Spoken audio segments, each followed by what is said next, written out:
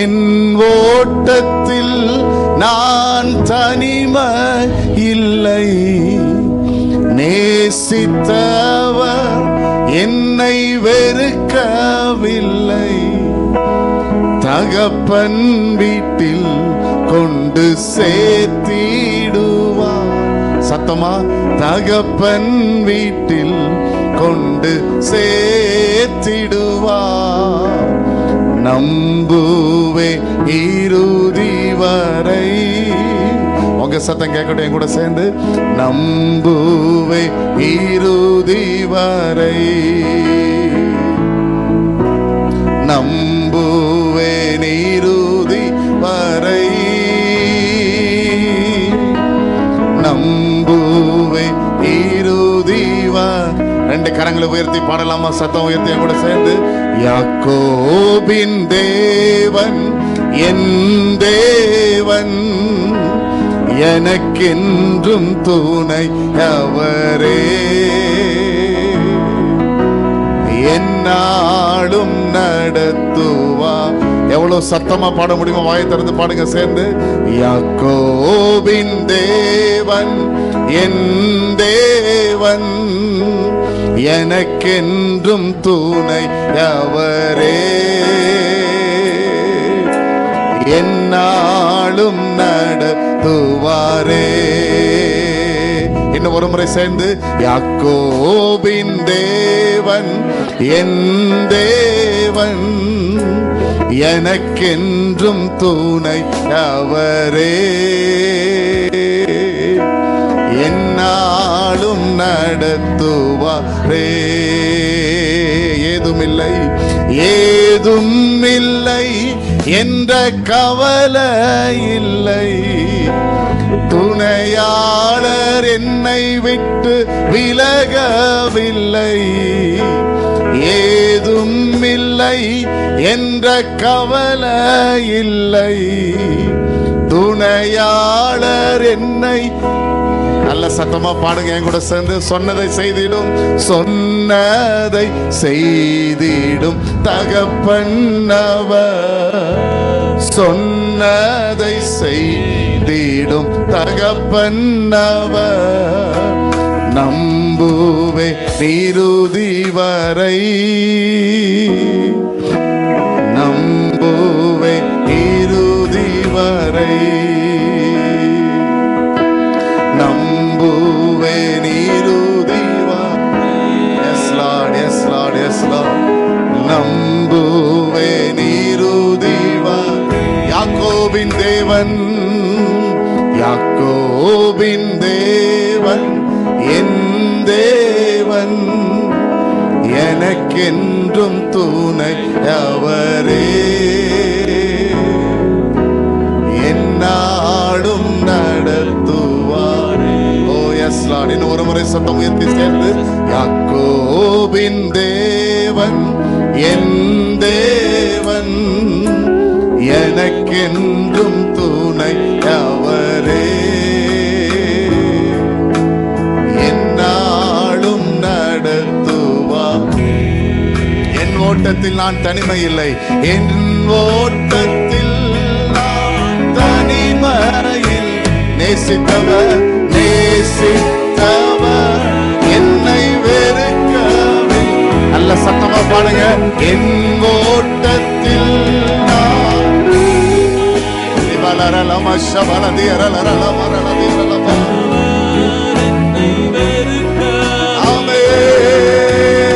தகப்பன் வீட்டில் கொண்டு சேர்த்திடுவார்.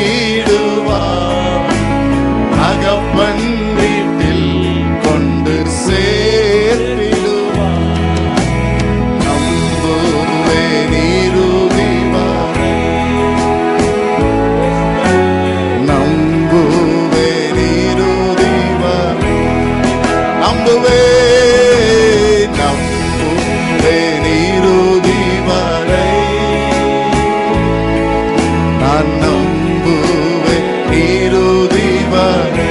சொல்லுங்க. நான் நிற்கும் பூமி நிலை குலைந்து, நிற்கும் பூமி நிலை குலைந்து அழிந்தாலும் என் நம்பிக்கையின் அஸ்திவாரம் அசைந்தாலும் நான் நிற்கும் பூமி நிலை குலைந்து ஓரவசகலது அரளரளமா நம்பிக்கையின் அஸ்திவாரம் அசைந்தாலும் நான் நம்புவதற்கு ஒன்றுமில்லை என்றாலும் நல்ல சத்தமாய் நம்புவேன் என் இயேசு ஒருவரை. சொல்லுங்க, நான் நம்புவதற்கு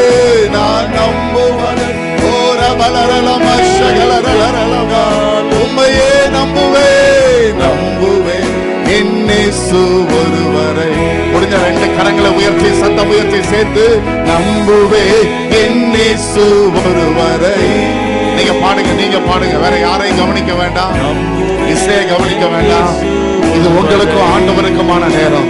வேற யாரையும் கவனிக்க வேண்டாம். பக்கத்துல யார் இருக்கிறாங்களோ இல்லையோ, உங்க மனது ஆண்டவரோட கனெக்ட் ஆகட்டும், அவரோடு இணைக்கப்படட்டும். உள்ளத்தின் ஆழத்திலிருந்து என் இயேசு ஒருவரை மனதார அவரை பார்த்து சொல்லுவோம், நம்புவேன் என் இயேசு ஒருவரை.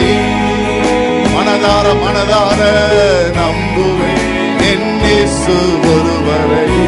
என் பாதை எல்லாம் அந்தகாரம், என் பாதை எல்லாம் அந்தகாரம் சூழ்ந்தாலும் வாழ்க்கை முடிந்தது மறுவாழ்வு இல்லை என்றாலும் என் பாதை எல்லாம் அந்தகாரம் சூழ்ந்தாலும் வாழ்க்கை முடிந்தது மறுவாழ்வு இல்லை என்றாலும் என்னை தேற்றுவதற்கு யாரும் இல்லை என்றாலும் நம்புவேன் என் இயேசு ஒருவரை. சொல்லுங்க, என்னை தேற்றுவதற்கு யாரும் இல்லை என்றாலும் நம்புவேன். நீங்க பாடப்படைந்த இடம் முழுவதையும் ஒரு நம்பிக்கையின் பிரசன்னம் நிரப்பட்டு சத்தமாய் நம்புவேன் என் இயேசு ஒருவரை. நம்புவேன். அந்த பிரசனத்துக்குள்ள இணைந்து நம்புவேன். உங்க காதுல கேட்கிற சந்தேக வார்த்தைகள், சத்ருமானவன் கொண்டு வருகிற சந்தேக வார்த்தைகள், சூழ்நிலைகள் கொண்டு வருகிற சந்தேக வார்த்தைகள், அதை எல்லாவற்றையும் மேற்கொண்டு வாய்களை திறந்து நம்புவேன் என் இயேசு ஒருவரை. மனதார அவரை பார்த்து சொல்லுவோம், நம்புவேன் என் இயேசு ஒருவரை. அத்திமரம் துளிர் விடாமல் ஆட்டு மந்தை முதலற்றாலும் அத்திமரம் துளிர் விடாமல் ஆட்டு மந்தை முதல கர்த்தருக்கு காத்திருப்போர் கர்த்தரு காத்திருப்போ வெட்கப்பட்டு போவதில்லை. கர்த்தருக்கு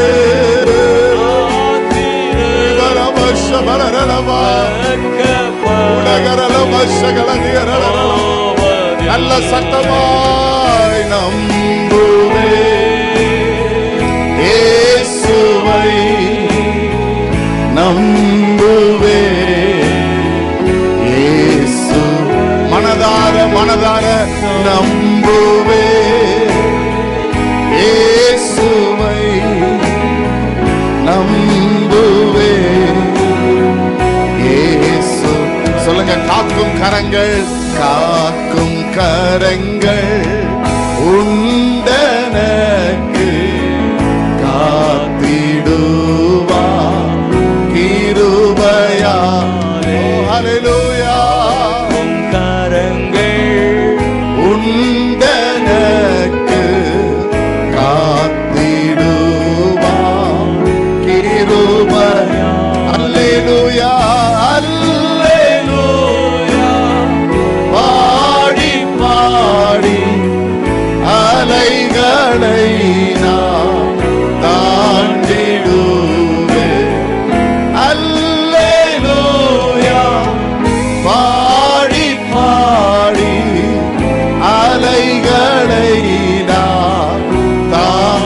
ஒருமுறை கூட நல்ல கரங்களை உயர்த்தி சேர்ந்து நம்புவே. நீங்க பாடுங்க. இயேசு பாடும் போது அந்த சந்தேகங்கள் மாறட்டும், கேள்விகள் மாறட்டும், குழப்பங்கள் மாறட்டும். நீங்க நின்று கொண்டிருக்கிற இடம் ஒருவேளை கர்த்தர் அனுமதித்ததானா, ஏன் வாழ்க்கையில் இதெல்லாம் நடக்க வேண்டும் என்று பலவிதமான கேள்விகள் இருந்தாலும் மனதார ஆண்டவரை பார்த்து சொல்லுங்க, நான் உம்மை நம்புகிறேன் இயேசு.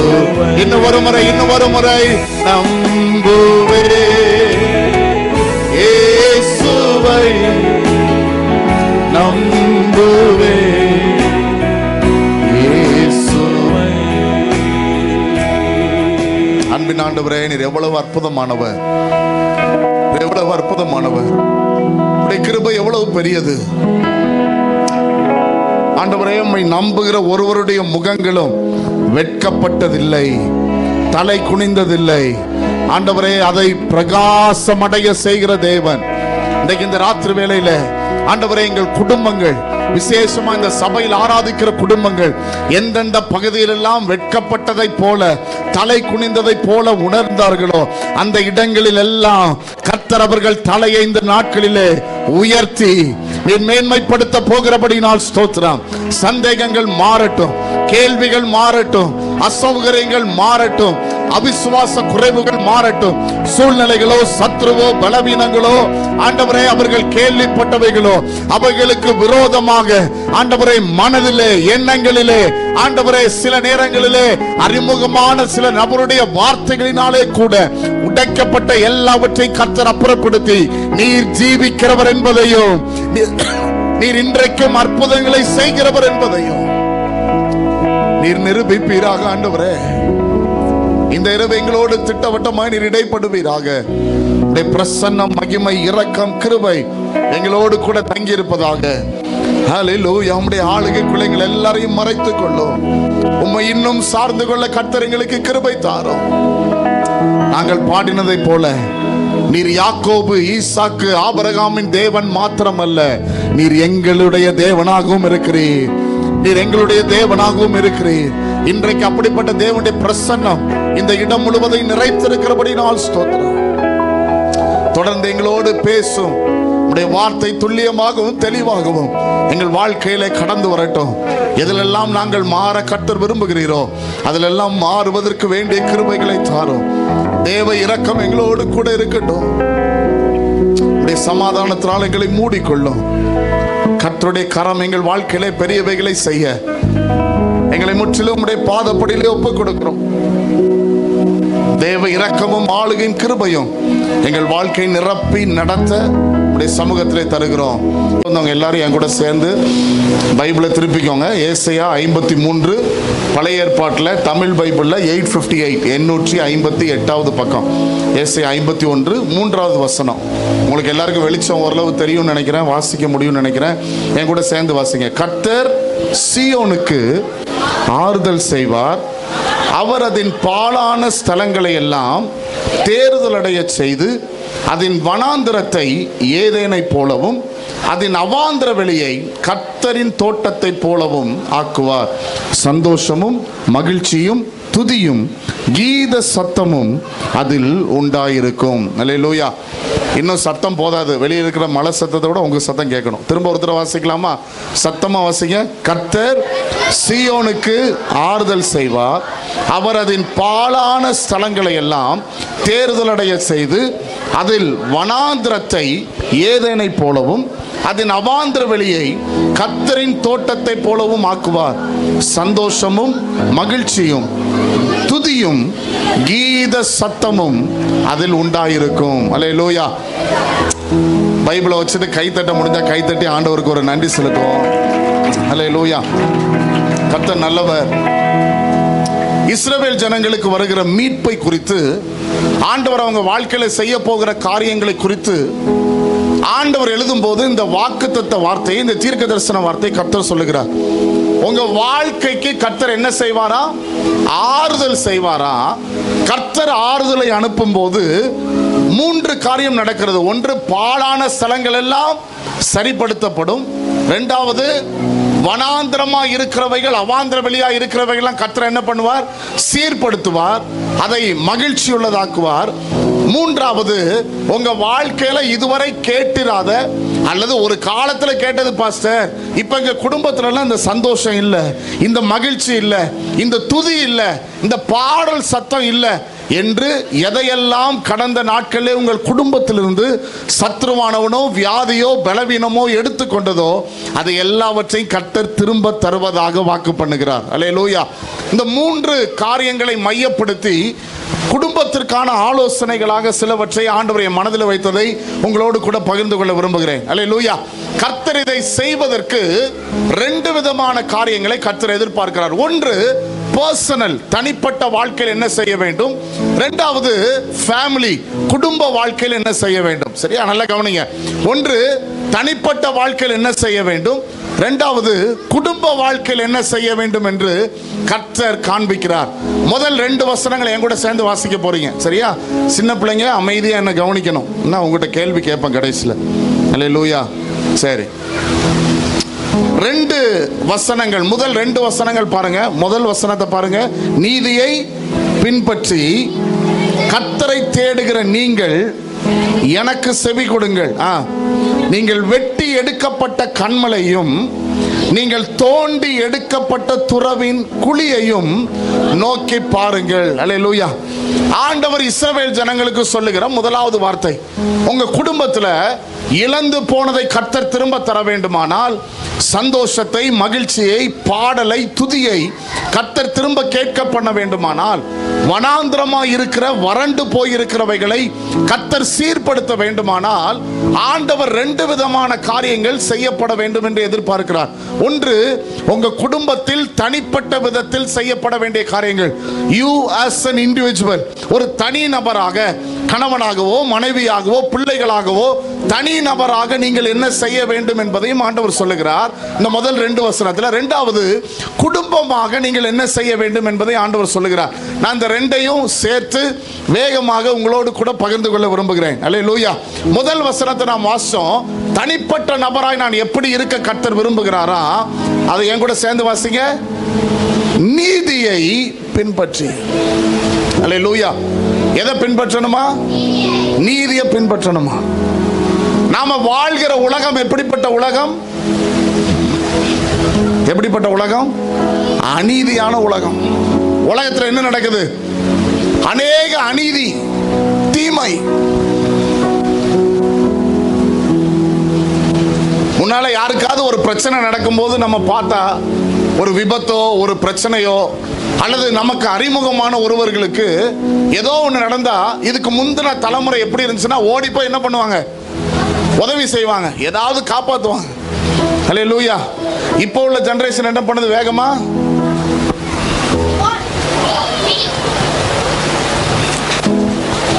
அது மட்டும் இல்ல, இப்போ உள்ள காலகட்டத்தில் ஜனங்கள் செய்கிற ஒரு பயங்கரமான காரியம், உடனே நாம என்ன பண்ண ஆரம்பிக்கிறோம்னா ஜட்ஜ் பண்ண ஆரம்பிக்கிறோம். என்ன வார்த்தையை சொல்றோம்? இந்த அக்கா என்ன ஆட்டம் போட்டுச்சு, அதனாலதான் ஆண்டவர் என்ன பண்ணாரு, இப்படி ஒரு வியாதியை கொடுத்தாரு. அல்லேலூயா. என்னன்னா பண்ணாங்க பாருங்க. சும்மாவா இந்த வியாதி வந்தது? சும்மாவா இந்த பலவீனம் வந்தது? சும்மாவா இந்த பிரச்சனை வந்தது? சும்மாவா இவங்க வீட்டுக்கு இந்த ஆபத்து வந்தது? ஏதோ என்ன பண்ணிருக்கணும்? தப்பு பண்ணிருக்கணும். அல்லேலூயா. ஒரு பயங்கரமான உலகத்தில் வாழ்கிறோம். பாஸ்டர் சொன்னாங்க, என்னுடைய அப்பா வந்து தூத்துக்குடியில் ஒரு பெரிய சபையின் போதகராக இருந்து 2016 வருஷம் ஆண்டவருடைய ராஜ்யத்துக்குள் எடுத்துக்கொள்ளப்பட்டார். 2014 வருஷம் 2014 நான் அந்த 13-14 தான் மதுரைக்கு வருகிறேன். இங்கே வந்து வேதாமா கல்லூரியில் சேர்ந்த பிறகு அவர் பயங்கரமாய் பலவீனப்பட்டார். பலவீனப்பட்ட போது அங்கே கை மருந்து பார்த்து அது இதெல்லாம் பண்ணிகிட்டே இருந்தாங்க. நான் தான் சொன்னேன், டேடி மதுரை வாங்க, வேலம்மாவில் ஒரு செக் பண்ணுவோம் அப்படின்னு சொல்லி ஒரு கம்ப்ளீட் பாடி செக்அப் பண்ணோம். பண்ண போது தான் லிவரில் ஒரு கட்டி இருக்கிறதை கண்டுபிடித்தோம். அவருடைய ஈரலில் அந்த அந்த கல்லீரலில் ஒரு கட்டி இருக்கிறதை கண்டுபிடித்தோம். சரி, சென்னைக்கு டயக்னோஸ் பண்ணாங்க. இங்கேருந்து சென்னைக்கு போனோம். ஒரு பெரிய டாக்டர், உலக பிரசித்தி பெற்ற ஒரு டாக்டர் பிறந்து 5 நாளான குழந்தைக்கு, பாகிஸ்தானில் உள்ள குழந்தைக்கு இருதய மாற்று அறுவை சிகிச்சை செய்து கின்னஸ் ரெக்கார்டில் பெயர் பெற்றவர். நான் சொன்னா நீங்க கூகுள் பண்ணி தேடி பார்க்கலாம். அவர் பேர் டாக்டர் முகமது ரேலா என்ற ஒரு டாக்டரை சந்திப்பதற்காக சென்னையில் குளோபல் ஹாஸ்பிட்டல் போனோம். அங்கே போய் அந்த டாக்டரை சந்தித்தோம். அவரோடு பேசி கொண்டிருந்தோம். அவர் பல காரியங்களை கேட்டு சொன்னார். நான் பைபிள் காலேஜில் வேலை பார்க்குறேன்னு. சார் என்ன டீச் பண்ணுறீங்க? நான் சொன்னேன் தியாலஜி எடுக்கிறேன், ஆண்டவரை பற்றி சொல்லி கொடுக்குறேன் அப்படின்னு. அப்போ சொன்னார், உங்கள் ஆண்டவரை பற்றி உங்களுக்கு எல்லாம் தெரியுமா அப்படின்னா. நான் சொன்னேன், எல்லாம் தெரியாதையா, கொஞ்சம் எனக்கு தெரியும். அல்லேலூயா. சரி, உங்கள் ஆண்டவரை பற்றி எனக்கு சொல்லுங்கன்னு சொல்லி ஒரு சில கேள்வி கேட்டார். அவர் ஒரு இஸ்லாமியர். அவர் கேட்ட கேள்விக்கு நான் பதில் சொன்னேன். அவர் சொன்னார், ரொம்ப ஆச்சரியமா இருக்கு சார், கம்மியான வயசுல இவ்வளோ விஷயம் தெரிஞ்சு வச்சிருக்கீங்க அப்படின்னு சொல்லி பேசிட்டு அதுக்கப்புறம் மெதுவாக சொன்னார், நான் உங்களுக்கு ஒரு நியூஸ் சொல்ல போகிறேன். உங்கள் அப்பா செத்துட்டு இருக்கிறாரு. அவரை நீங்கள் கற்றுக் கொடுக்குறீங்களா, கடவுள் அவர் காப்பாற்றுறாரான்னு பார்க்கலாம்.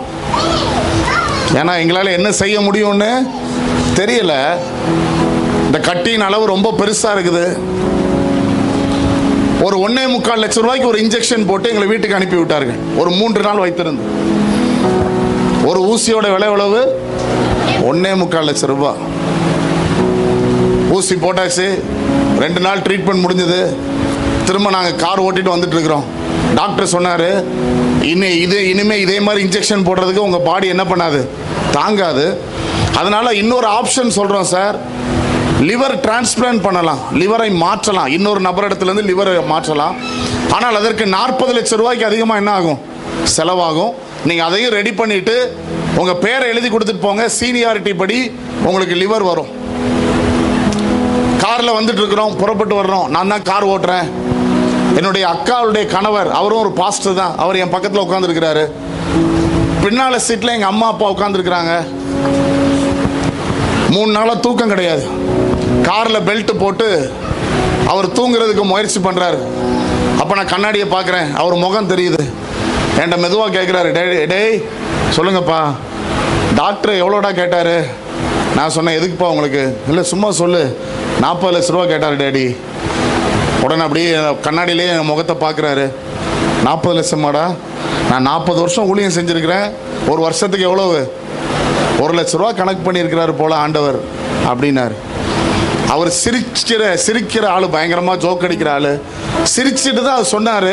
ஆனால் சொல்லும் போதே ஒரு இருதயம் உடஞ்சி என்ன பண்ண ஆரம்பிச்சிட்டாரு, அழ ஆரம்பிச்சார். நான் சொன்னேன், டேடி அழாதீங்க, ஆண்டவர் இருக்கிறாரு, பார்ப்போம். ஒன்று அடுத்த ஒரு வார்த்தை சொன்னார், டே 40 வருஷம் ஊழியம் செஞ்சுட்டேன், 3 பிள்ளைங்க, நீங்கள் 3 பேரும் ஊழியத்தில் இருக்கிறீங்க. உங்களை கடன்காரனாக வச்சுட்டு நான் என்ன பண்ணக்கூடாது, சாக விரும்பலை. சாக போகிற நேரத்தில் உங்களுக்குன்னு சொத்து ஒன்றுமே சேர்த்து வைக்கல, கடனையும் வச்சுட்டு நான் போக விரும்பலடா. நீங்களாம் நிம்மதியாக கடன் இல்லாமல் என்ன பண்ணுங்க, ஊழியம் செய்யுங்க. அதனால் ஆண்டவர் எத்தனை வருஷம் வச்சிருக்கிறாரோ நான் உயிரோட இருக்கிறேன் அப்படின்னு சொல்லிட்டு 3 நாளாக தூக்கம் இல்லாதனால மெதுவாக கண்ணை மூடி தூங்குறாரு. நான் கார் ஓட்டிகிட்டே இருக்கிறேன். அப்போ விழுப்புரம் தாண்டி கார் வருது சென்னையிலேருந்து. காரில் ஒரு ஃபோன் வந்த உடனே இவங்க தூங்குறாங்க, சத்தம் கேட்கக்கூடாதுன்னு சொல்லி மெதுவாக காரை ரோட்டில் ஒரு மரத்தடியில் நிறுத்திட்டு ஃபோன் எடுத்துகிட்டு வெளியே போய் இறங்கி பேசுகிறேன். ஒரு பாஸ்டர் ஃபோன் பண்ணுறார், ரொம்ப நெருக்கமானவர் எங்கள் குடும்பத்துக்கு. அப்பா எப்படிப்பா இருக்கிறாங்க? ஒன்று மெதுவாக சொல்ல ஆரம்பித்தேன், டாக்டர் என்னென்ன ட்ரீட்மெண்ட் கொடுத்தாங்க, இப்படிலாம் இருக்கிற அங்கிள் அப்படின்னு சொல்லி பேசிகிட்டு இருந்தேன். அவர் பேசி முடிச்சோன்னு சொன்னார், நாங்கள் ஜெபம் பண்ணிக்கிறோம் அப்படின்னு சொல்லிட்டு அடுத்த ஒரு வார்த்தை சொன்னார். என்ன வார்த்தை தெரியுமா? ஒருவேளை அப்பா ஏதாவது பாவம் செஞ்சுருப்பாங்க, அதனால் குடும்பமாக என்ன பண்ணுங்க, ஆண்டவர்கிட்ட பாவ மன்னிப்பு கேட்டு ஜெபம் பண்ணுங்க. அல்லேலூயா. இந்த உலகம் ரொம்ப அநீதியானது. நிறைய நேரம் நம்முடைய உணர்வுகளை என்ன பண்ண மாட்டாங்க, புரிந்து கொள்ள மாட்டார்கள். நாம் போகிற பாதையை நிறைய பேர் என்ன பண்ண மாட்டாங்க, புரிஞ்சுக்க மாட்டாங்க. நான் திரும்ப காரில் வந்தேன், காரை ஸ்டார்ட் பண்ணுறேன். காரை ஸ்டார்ட் பண்ணி திரும்ப கார் மூவ் ஆகுது. ரோட்ல ஏறி கொஞ்சம் தூரம் மூவ் ஆக ஆரம்பிச்சோன்னே என்ன அறியாமலே என் கண்ணு நிரம்புது. ஏன்னா இந்த கேள்வி என் மண்டையில் ஓடிட்டே இருக்குது. நான் ஆண்டவர்கிட்ட கேட்குறேன், 40 வருஷம் ஊழியம் செஞ்சிருக்கிறாரு, எனக்கு தெரிஞ்சு எங்கள் அப்பா பிரசங்கம் பண்ணி தான் பார்த்துருக்குறேன், பாவம் செஞ்சு நான் இது வரைக்கும் என்ன பண்ணதில்லை, பார்த்ததில்ல. நான் பிறந்து 35 வருஷத்துக்கு மேல எங்க அம்மா அப்பா ஒரு நாள் சண்டை போட்டே நான் என்ன பண்ணது கிடையாது, பார்த்தது கிடையாது. ஏன்டவரே அப்புறம் இந்த பாஸ்டர் இப்படி கேட்டாரு? என் மனசுல திரும்ப திரும்ப ஓடுது. ஹல்லேலூயா. இன்னைக்கு உலகத்தின் மனப்பான்மை மாறிக்கொண்டே இருக்கிறது. கார்ல வரும்போது ஆவியானவர் மெதுவா என்கிட்ட கேட்கிறாரு, உன் மனநிலைமை எப்படி இருக்குப்பா? ஹல்லேலூயா. அப்பதான் ஆண்டவர்கிட்ட சொன்னேன், ஆண்டவரே, மனிதர்கள் யார் என்ன பேசினாலும் நீர் ரொம்ப நல்லவர். ஹல்லேலூயா. பாஸ்டர் சொன்னாங்களா, நிறைய பாட்டு எழுதுனேன். என் பாட்டு நிறைய பாட்டு கண்ணீரில் வந்த பாட்டு தான். ஹல்லேலூயா. அப்படி கார் ஓட்டி கொண்டே இருக்கும் போதே ஆண்டவர் எனக்கு கொடுத்த பாட்டு தான் நினைவுகள் அறிந்தவரேன்னு ஒரு பாடல். சரியா, நான் வாய்ப்பு கிடைச்சா, எப்போது வாய்ப்பு கிடைச்சா நான் அந்த பாடல் ஒரு சில வரிகளை பாடுறேன். ஆண்டவர் ரொம்ப அற்புதமானவர். ஹல்லேலூயா. உலகம் எப்படிப்பட்ட உலகம்? அநீதியான உலகம். மற்றவங்க பிரச்சனைகளை, மற்றவர்கள் போகிற பாதைகளை எளிதாக பேசி விடுகிறோம், எளிதாக சொல்லி விடுகிறோம். யாருக்கு என்ன நடக்கும் நமக்கு தெரியாது. நாம விரும்பினதை, நமக்கு பிரியமானதை, அல்லது நாம யோசிக்கிறது ரொம்ப வேகமா என்ன பண்றோம், பேசுறோம், செயல்படுறோம். ஹல்லேலூயா. ஆண்டவர் சொல்றாரு, as a person, ஒரு தனி நபராக உன் வாழ்க்கையில் நான் இழந்து போனதை தர வேண்டுமானால், உன் குடும்பத்தில் நான் இழந்து போனதை தர வேண்டுமானால், உன் குடும்பம் இப்ப வனாந்திரம் மாதிரி இருக்குல்ல, பிரச்சனைக்குள்ள நீங்க போறீங்க, நிறைய சூழ்நிலைக்குள்ள போறீங்க. இந்த நிலைமை மாற வேண்டுமானால் தனிப்பட்ட நபராக நீ நீதியை பின்பற்ற விரும்ப வேண்டும். ஹல்லேலூயா. ஹல்லேலூயா. ஆண்டவரை பார்த்து இன்னைக்கு சொல்ல போறீங்க, வந்திருக்கிற ஒவ்வொரு தனி நபரும், ஆண்டவரே, நான் என் குடும்பத்தில் நீதி செய்ய விரும்புகிறேன். ஹல்லேலூயா. என் குடும்பத்தில் நான் அநீதி செய்யாமல், தேவன் விரும்பாதை செய்யாமல். ஆங்கிலத்தில் ஒரு பழமொழி சொல்லுவாங்க, if you want to know someone's pain, be on their shoes. யாரோ ஒருவருடைய வேதனையை நீ புரிந்து கொள்ள வேண்டுமானால் அவங்க போகிற பாதையில் நீ என்ன பண்ணணும், நடக்கணும். அவங்க போடுற ஷூவை நீ போட்டு பார்க்கணும். அவங்க செருப்பணி போட்டு பார்த்தாதான் அவங்க போற பாதையின் வழி புரியும். ஹல்லேலூயா. ஆண்டவர் சொல்றாரு, நீ நீதியை பின்பற்றி கர்த்தரை தேடுகிற நீங்கள். யாரா? நம்ம பத்தி ஆண்டவர் என்ன சொல்றாரு? கர்த்தரை தேடுகிறவர்கள். அப்படிதானா? எதுக்காக நீ கூட்டத்துக்கு வந்திருக்கீங்க? எது கூட்டத்துக்கு வந்திருக்கீங்க? கர்த்தரை தேட, ஆண்டவரை தேடி வந்திருக்கிறோம். ஹல்லேலூயா. கர்த்தரை தேடுகிறோம். ஆராதனைக்கு வர்றோம், கூட்டங்களுக்கு வருகிறோம், விசேஷ கூட்டத்துக்கு வர்றோம், உபவாச ஜெபத்துக்கு வர்றோம், ஒரு வேத பாடம்னா வர்றோம், பாஸ்டர் எந்த மீட்டிங்னு வச்சாலும் வேக வேகமா வர்றோம். எதுக்குன்னா கர்த்தரை தேடுவதற்காக. ஆனா என்ன பிரச்சனைனா, அதே வசனம் சொல்லுது, கர்த்தரை தேடுகிற நீங்கள் என்ன பண்ணணுமா? ஹல்லேலூயா. நிறைய நேரம் வர்றோம், ஆலயத்துக்கு வர்றோம், கர்த்தரை தேடி தான் வர்றோம். ஆனா பிரச்சனை என்னன்னா, கர்த்தர் தேடி வர்ற நாம கர்த்தர் சொல்லுகிறதை கேட்கிறதில்லை. ஹல்லேலூயா. கர்த்தர் சொல்றத கேட்கறதில்லை. எனக்கு பிடிச்சதான் செய்யறேன், எனக்கு விருப்பமான பாதையில் தான் போறேன், எனக்கு என்ன தோணுதோ அதான் செய்யறேன். நிறைய நேரங்களில் ஆராதனைக்கு வர்றேன், உட்கார்றேன், பிரசங்கம் கேட்கிறேன். ஆனா ஆராதனையை விட்டு வெளியே போன உடனே எனக்கு என்ன பிரியமோ அதிலே போய் கொண்டிருக்கிறேன். இன்னைக்கு இந்த சபையை பார்த்து திட்டவட்டமா ஆண்டவர் இந்த வார்த்தையை சொல்ல விரும்புகிறார். ஹல்லேலூயா. முதல்ல நீங்கள் நீதியை பின்பற்றுகிற தனி நபராகவும், கர்த்தரை தேடுகிறவர்களாய் மாத்திரமல்ல, கர்த்தரை தேடுகிறவர்கள் அவர் சொல்லுகிறதற்கு செவி கொடுக்கிறவர்களாயும். ஹல்லேலூயா. ஒரு நிமிஷம் வலது கையை காதுல வைங்க, வலது காதுல வைங்க. இடது காது எல்லாருக்கும் கேட்கும்னு நினைக்கிறேன், அதனால வலது கையை வலது காதுல வச்சு என் கூட இந்த ஜெபத்தை சொல்லுங்க. ஆண்டவரே, நீர் சொல்றத கேட்கவும், எல்லாரும் இந்த வார்த்தையை சொல்லுங்க சின்சியரா, நீர் சொல்றத கேட்கவும் அதன்படி செய்யவும் எனக்கு கிருபை தாங்க ஆண்டவரே. ஹல்லேலூயா. எனக்கு கிருபை தாங்க ஆண்டவரே. நிறைய நேரம் இந்த காதுல வாங்கி என்ன பண்ணிடுறோம், இந்த காதுல போயிடுது. இந்த ஆண்டவர் அற்புதமானவர். ஹல்லேலூயா. அவர் நான் நீதியை பின்பற்ற விரும்புகிறார். ஆண்டவர் கேட்கிறார், எப்பா உலகம் மோசமா தான் இருக்குது, உன்னை சுத்தி உள்ளவங்க மோசமா தான் இருக்கிறாங்க. நம்ம நிறைய நேரம் எப்படி கேட்கிறோம்னா, ஆண்டவரே இவங்க எல்லாம் பண்றாங்க, அவங்க பண்ணா நான் அதனாலதான் நான் திரும்ப பண்றேன். அவங்க செய்யறதுனால தான் நான் திரும்ப செய்யறேன். அவங்க மட்டும் என்ன இந்த பிரச்சனைக்குள்ள தள்ளலைன்னா, அவங்க மட்டும் இந்த கேள்வி கேட்கலன்னா நான் இந்த பதில் சொல்ல வேண்டிய அவசியம் இல்லை. நிறைய நேரம் இப்படி நியாயப்படுத்துறோம். ஒரு தேவ மனிதன் எழுதும் போது எழுதுறாரு, when you squeeze mango juice will come. ஒரு மாம்பழத்தை எடுத்து நசுக்குனா என்ன வருது? மாம்பழ சாறு தானே வருது. அதுல இருந்து என்ன வராது? தக்காளி சாறு வராது. என்னதான் வருது? ஆனா ஒரு கிறிஸ்தவனை, ஆண்டவருடைய பிள்ளையை நசுக்குனா என்ன வருது? ஆண்டவருடைய குணாதிசயம் வரல. என்ன குணாதிசயம் வருது? பிசாசுனுடைய குணாதிசயம் வருது. ஆண்டவர் விரும்பாத குணாதிசயம் வருது. நாம் அதுக்கு என்ன சொல்றோம்? பாஸ்டர், அவர் தான் என்ன இந்த நிலைமைக்கு என்ன பண்ணாரு? தள்ளினாரு.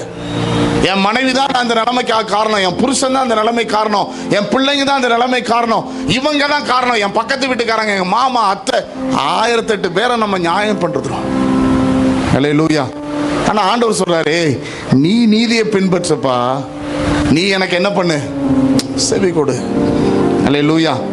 அதுக்கப்புறம் ஆண்டவர் சொல்றாரு, நீ வெட்டி எடுக்கப்பட்ட கன்மலையும் நீங்கள் தோண்டி எடுக்கப்பட்ட துறவின் குழியையும் நோக்கி பாருங்கள். நிறைய நேரத்தில் நம்ம ஏன் ஆண்டவருக்கு செவி கொடுக்கிறது இல்லை தெரியுமா? நமக்கு எது தெரியல, எதுக்காக என்ன வெட்டி எடுத்தாருன்னு தெரியல, எதுக்காக என்ன குழியிலிருந்து தூக்குனாருன்னு தெரியல. I don't know the purpose of my life.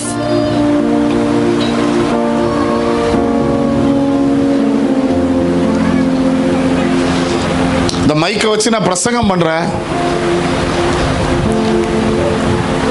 இப்ப இந்த மைக்கு எதுக்குன்னே தெரியாத ஒரு சின்ன குழந்தைகிட்ட இந்த மைக்கை கொடுத்தா அந்த குழந்தை என்ன பண்ணும்? பிரசங்கம் பண்ணுமா? பாட்டு பாடுமா? இதை வச்சு என்ன பண்ணும்? எதையாவது அடிக்கும். ஏன்னா அதுக்கு இந்த மைக்கு எதுக்கு பயன்படுதுன்னு. இப்ப நம்ம எல்லாம் பெரிய அவங்க தானே, நம்ம வாழ்க்கை வச்சு என்ன பண்றோம்? எனக்கு எது தெரியல, என்ன ஆண்டவர் எதுக்காக தோண்டி எடுத்தாரு, என்ன எதுக்கு இந்த குடும்பத்திலிருந்து பிரிச்சு எடுத்தாரு? நல்லா யோசிச்சு பாருங்க. உங்க ஃபேமிலியில உங்களை விட திறமையானவங்க நிறைய பேர் இருக்கிறாங்க, உங்களை விட படிச்சவங்க நிறைய பேர் இருக்கிறாங்க, நம்ம விட அழகானவர் நிறைய பேர் இருக்கிறாங்க. அல்லேலூயா. என் குடும்பத்தில் கேட்டீங்கன்னா பாஸ்டருக்கு தெரியும். அல்லேலூயா. என் அக்கா தம்பி எல்லாரும் பாஸ்டர் கலர்ல இருப்பாங்க, நான் மட்டும்தான் இந்த கலர். அல்லேலூயா. ஆனா ஆண்டவர் என்னதான் இப்படி பயன்படுத்துறாரு? வித்தியாசமா பயன்படுத்துறாரு. உங்களை ஆண்டவர் தோண்டி எடுத்ததின் நோக்கம் வேற. நிறைய நேரங்களில் என்ன ஆண்டவர் எதுக்காக தெரிஞ்செடுத்திருக்கிறாரு எனக்கு நோக்கமே தெரியல. இன்னைக்கு தனி நபராக இங்க இருக்கிற ஒவ்வொருவரை பார்த்தும், சிறு பிள்ளையா இருக்கலாம், வாலிபர்களா இருக்கலாம், வயதானவர்களா இருக்கலாம், ஒருவேளை மிடில் ஏஜா இருக்கலாம், நடுவயதா இருக்கலாம், ஆண்டவர் உங்க ஒவ்வொருவரையும் பார்த்து இதை சொல்ல விரும்புகிறார். நீ நீதியை பின்பற்றி தேவனுக்கு செவி கொடுக்க வேண்டுமானால் உன் வாழ்க்கையின் நோக்கம் என்ன என்பதை நீ அறிந்திருக்க வேண்டும். அல்லேலூயா. சும்மா உன்னை உன் குடும்பத்திலிருந்து வெளியே கொண்டு வரல, சும்மா உன்னை ஒரு இடத்திலிருந்து நான் வெளியே கொண்டு வரல. நீங்க உங்க ரட்சிக்கப்பட்ட காலத்தை நோக்கி பாருங்கள், கொஞ்சம் திரும்பி பாருங்க, கொஞ்சம் யோசிச்சு பாருங்க, கொஞ்சம் உங்க மைண்ட்லயே இந்த செய்தி கேட்கும் போதே ரீவைண்ட் பண்ணி பாருங்க. ரட்சிக்கப்பட்ட காலத்துல உங்க குடும்பம் எப்படி இருந்தது? அப்படிப்பட்ட குடும்பத்திலிருந்து நீங்க வெளியே வர ஏதாவது வாய்ப்பு இருந்ததா? இல்லை. அல்லேலூயா. ஆனா கர்த்தர் உங்களை தோண்டி எடுத்தார், அந்த குழியிலிருந்து கர்த்தர் வெளியே கொண்டு வந்தார். அந்த ஆண்டவர் கேட்கிறாரு, நீ செவி கொடுத்து வந்த நீ இப்ப என்ன ஆயிருச்சு? காது கேட்கல. அல்லேலூயா. எனக்கு பிரியமானதை செய்றேன், ஏன்னா என் வாழ்க்கை நோக்கம் என்னன்னு மறந்துருச்சு. அல்லேலூயா. வலது கரத்தை உயர்த்தி என் கூட சொல்ல முடியுமா? ஆண்டவரே, எங்க வாழ்க்கையின் நோக்கத்தை அறிந்து கொள்ள கர்த்தர் எங்களுக்கு கிருபை தருவீராக. அல்லேலூயா. வாய்களை திறந்து சொல்லுங்க, நல்ல கரத்தை உயர்த்தி சொல்லுங்க. ஆண்டவரை பார்த்து, ஆண்டவரே, எங்க வாழ்க்கையின் நோக்கம் என்ன என்பதை அறிந்து கொள்ள. நோக்கத்தை அறிஞ்சிட்டீங்கன்னா நீங்க கர்த்தர் சொல்ற எதற்கும் செவி கொடுப்பீங்க. உங்க நோக்கம் என்னன்னு தெரிஞ்சா நீங்க அசதியா இருக்க மாட்டீங்க. உங்க நோக்கம் என்னன்னு தெரிஞ்சா நீங்க வாழ்க்கையை வீணாக்க முடியாது. ஸ்டீவ் ஜாப்ஸ் அப்படிங்கிற ஒரு நபர், எத்தனை பேர் இந்த பெயர் கேள்விப்பட்டிருக்கீங்க? ஸ்டீவ் ஜாப்ஸ் தெரியுமா? அந்த பெயர் ஒரே ஒரு பிரதர் தான் கை தூக்குறார். யார் அவரு? ஆப்பிள் கம்பெனியோட ஓனர்.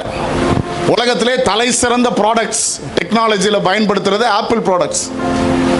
அந்த ஆப்பிளோட ஐபோனு, ஐபேடு, அந்த மொபைல்ஸ் இதெல்லாம் தான் ரொம்ப ரொம்ப டெக்னாலஜி கூடுனது. அதை தயாரித்த அந்த ப்ரொடக்ஷன் கம்பெனியோட ஓனர், முதலாளி ஸ்டீவ் ஜாப்ஸ். அவர் இப்போ உயிரோட இல்லை, இறந்துட்டார். அவர் உலகத்தில் நம்பர் 1 கோடீஸ்வரனா இருந்தார். அவர் சாகிறதற்கு சில ஆண்டுகளுக்கு முன்பதாக பிரிட்டிஷ் தொலைக்காட்சி நிறுவனம் அவருடைய வீட்டை பேட்டி எடுக்கிறதுக்காக போனாங்க. ஒரு நாள் அவருடைய வீட்டில் போய் எப்படி வாழ்றாருன்னு எடுக்கிறது போனாங்க. அப்போ அவருடைய வீட்டில் போய் ஒவ்வொன்றா காமிக்கிறாங்க. அப்போ ஸ்டீவ் ஜாப்ஸ் கூட்டு போய் ஒவ்வொன்றா காமிக்கிறார். அப்போ அவருடைய ட்ரெஸ்ஸிங் ரூம் அதை போய் காமிச்சார். அந்த வார்ட்ரோப் அப்படின்னு சொல்லுவாங்க அமெரிக்க தேசத்தில், வெளிநாடுகளில். அந்த வார்ட்ரோப், அந்த ட்ரெஸ்ஸிங் டேபிள், அந்த கபோர்ட், அதை திறந்தா வரிசையா ஒரு 250 கோட் இருக்குது. ஒரு 250க்கு மேல என்ன இருக்கு? ஜீன்ஸ் பேண்ட் இருக்குது. ஒரு 250க்கு மேல டி ஷர்ட் இருக்குது. ஆனா அந்த வீடியோ எடுக்கிறவங்களுக்கு பயங்கர ஆச்சரியம், எல்லாம் ஒரே கலர்ல இருக்கு.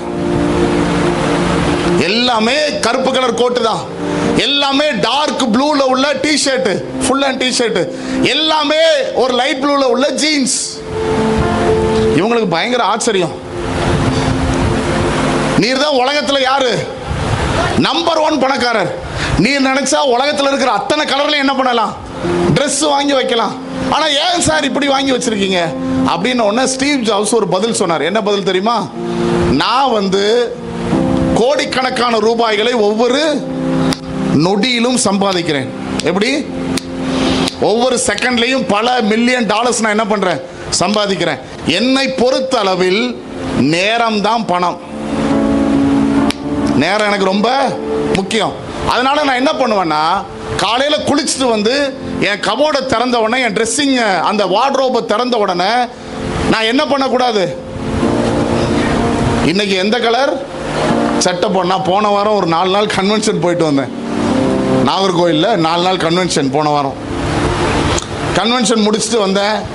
என் மனைவி கொஞ்சம் உடம்பு சரியில்லாமல் ஆகிட்டா. அதனால என்ன பண்ணேன்னா, என் ஒயிட் ஷர்ட்லாம் துவைக்கல. நான் ஒயிட் ஷர்ட் போடாமல் மீட்டிங் வரமாட்டேன். மேக்ஸிமம் மேடையில் ப்ரீச் பண்ணும்போது ஒயிட் போட தான் நான் விரும்புவேன். இன்னைக்கு அவளும் ஊரில் இல்லை, செங்கோட்டைக்கு மீட்டிங் போயிருக்கிறா. நான் என்னோட ட்ரெஸ்ஸிங் டேபிளை திறந்து பார்த்தா என்ன இல்லை? ஒயிட் இல்லை. எனக்கு மனசு சங்கடமாகிடுச்சு. ஐயோ, இல்லாட்டி நான் இன்னும் ஒரு அரை மணி நேரத்துக்கு முன்னாடி வந்திருப்பேன். நான் எடுத்து பார்க்குறேன், ஒரு 10 நிமிஷம் அங்கேயே நின்றுட்டு இருக்கிறேன். என்ன ஆண்டவரே, கலர் ட்ரெஸ், கலர் ஷர்ட்டாக போட. சரி, கலர் ஷர்ட் போட்டாலும் டார்க்கான ஷர்ட்டாக இருக்குது ஆண்டவரே, பிரசங்கம் பண்ண முன்னாடி போய் நிற்கணுமே அப்படின்னு பார்த்து என்கிட்ட இருந்ததுலேயே லைட் கலரில் ஒரு ஷர்ட் போட்டு வந்திருக்கேன். இதே டார்க்காக இருக்கா? அல்லேலூயா. இதுக்கு எனக்கு 10 நிமிஷம் ஆயிடுச்சு. ஆனால் அந்த ஸ்டீவ் ஜாப்ஸ் சொல்கிறாரு, நான் இப்படி ட்ரெஸ்ஸிங் கபோர்டை திறந்தா எனக்கு என்ன பண்ணக்கூடாது? எந்த ட்ரெஸ்ஸை போடுறதுன்னு செலக்ட் பண்ண எனக்கு என்ன வேணும்? ஒரு சில நொடிகள் செலவாகும். அந்த ஒரு சில நொடிகள் நான் செலவு பண்ணும்போது நான் என்ன பண்ணுறேன்? என்னுடைய வருமானத்தை இழக்கிறேன். அதனால நான் அதை செய்யாமல் இப்போ 250 கோட்டு கருப்பு கலரில் இருந்தால் ஏதாவது ஒன்று எடுத்து என்ன பண்ண போகிறேன்? அல்லேலூயா. ஆண்டவர் அறியாத ஆளுங்க, உலக மனுஷன். அவங்களுக்கு வாழ்க்கை நோக்கம் நல்லா தெரியுது. இன்னைக்கு யாருக்கு தெரியல சொல்லுங்க பாஸ்டர்? அவருக்கு தெரியல பாஸ்டர். என் புருஷனுக்கு ஒண்ணுமே தெரிய மாட்டேங்குது பாஸ்டர். என் மனைவிக்கு ஒண்ணுமே தெரிய மாட்டேங்குது. என் பிள்ளைகளுக்கு ஒண்ணுமே தெரிய மாட்டேங்குது. கொஞ்சம் நிறுத்தி யோசிப்போம். நான் என் வாழ்க்கை நோக்கம் எனக்கு என்ன? எதுக்கு ஆண்டவர் அழைச்சி வச்சிருக்கிறாரு? எதுக்கு உங்களை மதுரையில் இந்த ஊரில் வச்சிருக்கிறாரு? எதுக்கு உங்களை குறிப்பாக இந்த சபையில் வச்சிருக்கிறாரு? உங்களை கொண்டு ஆண்டவர் என்ன செய்ய விரும்புகிறாரு? ஏன் இந்த கம்பெனியில் உங்களுக்கு வேலை கொடுத்துருக்கிறாரு? அல்ல ஏன் இந்த தொழிலை உங்களுக்கு கொடுத்துருக்கிறாரு? ஏன் உங்களை சுற்றி இப்படி ஒரு குடும்பம், இப்படி ஒரு உறவு வட்டம் ஆண்டவர் ஏன் கொடுத்துருக்கிறாரு? உங்களை ஆண்டவர் தோண்டி எடுத்தது போலவே சிலரை உங்கள் மூலமாய் கர்த்தர் எடுக்க விரும்புகிறார். அல்லேலூயா. அதான் ஆண்டவருடைய நோக்கம். இன்னைக்கு நிறைய பேருக்கு என்ன தெரியல? ஆண்டவருடைய நோக்கம் தெரியாதனால நாம 3வது வசனத்துல வாசிச்ச மாதிரி என் குடும்பத்துல என்ன போயிருச்சு? செழிப்பு போயிட்டு, ஆசீர்வாதம் போயிட்டு, வாழ்க்கை வனாந்திரம் மாதிரி இருக்குது. தோட்டமா சந்தோஷமா இருக்க வேண்டிய குடும்பம் இப்போ பிரச்சனை. வீட்டுக்குள்ள ஒரே வீட்டுக்குள்ள தான் இருக்கிறோம். கணவன் மனைவி பேசுறது இல்ல. ஒரே சபைக்கு வர்றோம், கம்யூனியன் எடுக்கிறோம், ஆனா ஒருத்தர் பேசுறது இல்ல. பேசி பல மாசம் ஆச்சு. அல்லேலூயா. ஒரு பெரிய சபையில, ஊர்ல சொல்ல மாட்டேன், இடமும் சொல்ல மாட்டேன், ஒரு பெரிய சபையில் அந்த பாஸ்டர் அமெரிக்கா போயிருந்தார். என்கிட்ட சொன்னார், ஆயிரக்கணக்கான விசுவாசிகள் இருக்கிற சபை. என்கிட்ட சொன்னார், தம்பி நீங்கள் தான் வந்து அந்த சண்டே சர்வீஸ் ஃபுல்லாக நடத்தணும், கம்யூனியன் சண்டே வேற, ஸோ கம்யூனியன் கொடுக்கணும். சரி பாஸ்டர். அந்த சபையில் கம்யூனியன் மெம்பர்ஸே 800 பேருக்கு மேலே இருக்கிறாங்க. எல்லாருக்கும் கம்யூனியன் கொடுத்து முடிச்சாச்சு. முடிச்சு ஜோம் பண்ணி ஆசீர்வாதம் போட்டு அனுப்பியாச்சு. 2 சிஸ்டர் வராங்க. 2 பேரும் வெள்ளையும் சொல்லையுமா இருக்காங்க. என்ன ட்ரெஸ்ஸுமே இப்படி தான் இருக்கு, வெள்ளை சாரி தான். பாஸ்டர் சொல்லுங்க சிஸ்டர். பாஸ்டர் நாங்கள் கம்யூனியன் எடுக்கலை. நான் சொன்னேன், நான் 4 தடவை கேட்டேன், யாருக்காவது அப்பமோ ரசமோ கிடைக்கலன்னா என்ன பண்ணுங்க? நீங்கள் எங்கே இருந்தீங்க? நாங்கள் பின்னாடி தான் பாஸ்டர் உட்காந்துருந்தோம். நான் கேட்டேன், அப்புறம் ஏன் வாங்கலை? இல்லை பாஸ்டர், எனக்கும் அந்த அக்காவுக்கும் சண்டை. எந்த அக்காவுக்கு? இன்னொரு வெள்ளைச்சேலை அக்காவுக்கும் இந்த வெள்ளைச்சேலை அக்காவுக்கும் சண்டை.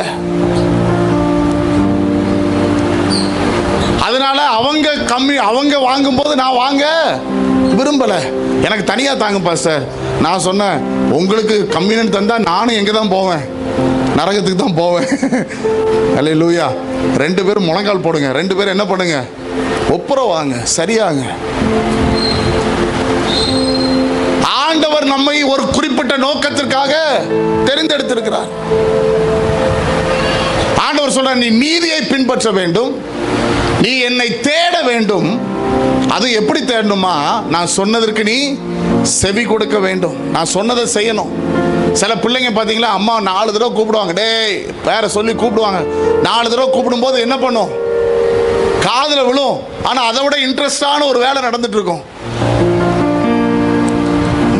4 தடவை கூப்பிட்ட பிறகு மண்டையில் வந்து ஒரு அப்புனா தான் என்ன பண்ணும்? அது வரைக்கும் சத்தம் கேட்கலையாடா? கேட்டுச்சுமா. அப்புறம் ஏன்டா பதில் சொல்ல வேண்டியதானே? ஐயா வேற எதுல முக்கியமா இருக்காரு. நாமும் ஒவ்வொரு வாரமும் வர்றோம், ஒவ்வொரு ஆராதனைக்கு வர்றோம், ஒவ்வொரு கூட்டத்துக்கும் வர்றோம். கர்த்தர் நம்மோட என்ன பண்றாரு? பேசிக்கொண்டே இருக்கிறார். ஆனாலும் என்ன பண்ணல? செவி கொடுக்க மனசு இல்லை. அல்லேலூயா. இன்னைக்கு ஆண்டவர் சபையை பார்த்து சொல்ல விரும்புகிறாரு, நீ தனிப்பட்ட நபராக நீதியை பின்பற்றி எனக்கு செவி கொடுத்தால், அல்லேலூயா. அது மாத்திரம் இல்லை, என் வாழ்க்கை நோக்கம் என்ன? கர்த்தர் எதுக்காக இந்த குடும்பத்திலேருந்து கொண்டு வந்தார்? எதுக்காக இந்த ஊர்லேருந்து கொண்டு வந்தார்? எதுக்காக ஆண்டவர் இந்த காலத்தில் வச்சிருக்கிறார்? எதுக்கு இந்த தலைமுறையில் என்ன வச்சிருக்கிறாரு? எதுக்கு இப்படி ஒரு குடும்பத்தில் ஆண்டவர் இணைச்சிருக்கிறாரு? ஏன் இந்த குடும்பத்தில் 2ஆவதோ 3ஆவதோ அல்லது தனியாகவோ என்ன ஆண்டவர் பிறக்க வச்சிருக்கிறாரு? ஏன் இப்படி ஒரு நபரை திருமணம் பண்ண ஆண்டவர் என்ன வச்சிருக்கிறாரு? ஏன் எனக்கு இப்படி பிள்ளைகளை கொடுத்திருக்கிறார்? எல்லாவற்றுக்கும் பின்னால் தேவனுக்கு ஒரு நோக்கம் உண்டு. அல்லேலூயா. எதையும் தற்செயலாக செய்கிற தேவன் இல்லை. இது தனி நபருக்கு ஆண்டவர் சொல்றார். குடும்பத்துக்கு ஆண்டவர் என்ன சொல்றாரு? அது அடுத்த வசனம் வாசிங்க. 2வது வசனம் என் கூட சேர்ந்து எல்லாரும் வாசிங்க. உங்கள் தகப்பனாகிய ஆபிரகாமையும் உங்களை பெற்ற சாராளையும் நோக்கி பாருங்கள். ஆண்டவர் சொல்றாரு, யாரை நோக்கி பாரு? உங்க அப்பா அம்மாவை நோக்கி பாரு, உன் முற்பிதாக்களை நோக்கி பார், விசுவாசிகளின் தகப்பனை நோக்கிப்பார். அல்லேலூயா. உன் குடும்பம் நல்லா இருக்கணுமா? இதுக்கு முன்னால நல்லா வாழ்ந்த குடும்பத்தை நோக்கி பார்க்க வேண்டும். அல்லேலூயா. ஆண்டவர் அப்படி ஒரு குடும்பத்தை எழுதி வச்சிருக்கிறார். யார் எழுதுறாரு? ஆபிரகாமையும் சாராளையும் எழுதுறார். எழுதிட்டு சொல்றார் ஆண்டவர், அவன் ஒருவனாய் இருக்கையில் நான் அவனை அழைத்து அவனை ஆசீர்வதித்து அவனை பெருக பண்ணேன். ஆண்டவர் எத்தனை பேர் அழைச்சாரா? நல்லா கவனமா கேட்கணும். எத்தனை பேர் அழைச்சாரு? ஆனா இந்த வசனம் எப்படி ஆரம்பிக்குது? அப்ப எப்படி ஆரம்பிச்சிருக்கணும்? சொல்லுங்க, எப்படி ஆரம்பிச்சிருக்கணும்? உங்களுக்கு நான் பேசுறது புரியுதா? என் தமிழ் புரியுதா? என்ன ஒரு மாதிரி பாக்குறீங்களா? என்ன விஷயம்? ஆண்டவர் என்ன சொல்றாரு? ஆபிரகாமையும் பாரு, சாராளையும் பாரு. ஆனா அதுக்கு கீழே எழுதும் போது என்ன எழுதுறாரு? நான் அவன் ஒருவனா இருக்கையில் அவனை அழைத்து. அல்லேலூயா. ஒன்னு எப்படி எழுதி இருக்கணும்? ஆபிரகாமை நோக்கி பாருங்கள் அவன் ஒருவனா இருக்கல நான் எழுதியிருக்கணும். அப்படி இல்லைன்னா ஆபிரகாமை சாராலையும் எழுதிட்டாரா, கீழே என்ன எழுதியிருக்கணும், அவர்களை நோக்கி பாருங்கள் அப்படின்னு எழுதியிருக்கணும். ஆனா ஆண்டவர் எப்படி எழுதுறாரு? ஏன் எப்படி எழுதுறாரு? குடும்பத்துல யாரு முக்கியமான ஆளு? அல்லேலூயா. யாரு? சத்தமா சொல்லுங்க. ஆண்கள், கல்யாண ஆண்கள்லாம் சொல்லுங்க, நான் தான் முக்கியமான ஆளுன்னு சொல்லுங்க. யாரு முக்கியமான ஆளு? ஆமா, சிலருக்கு ஆண்களுக்கு அது சொன்னா பிடிக்காது. குடும்ப ஜெபமா, நீ பண்ணுமா,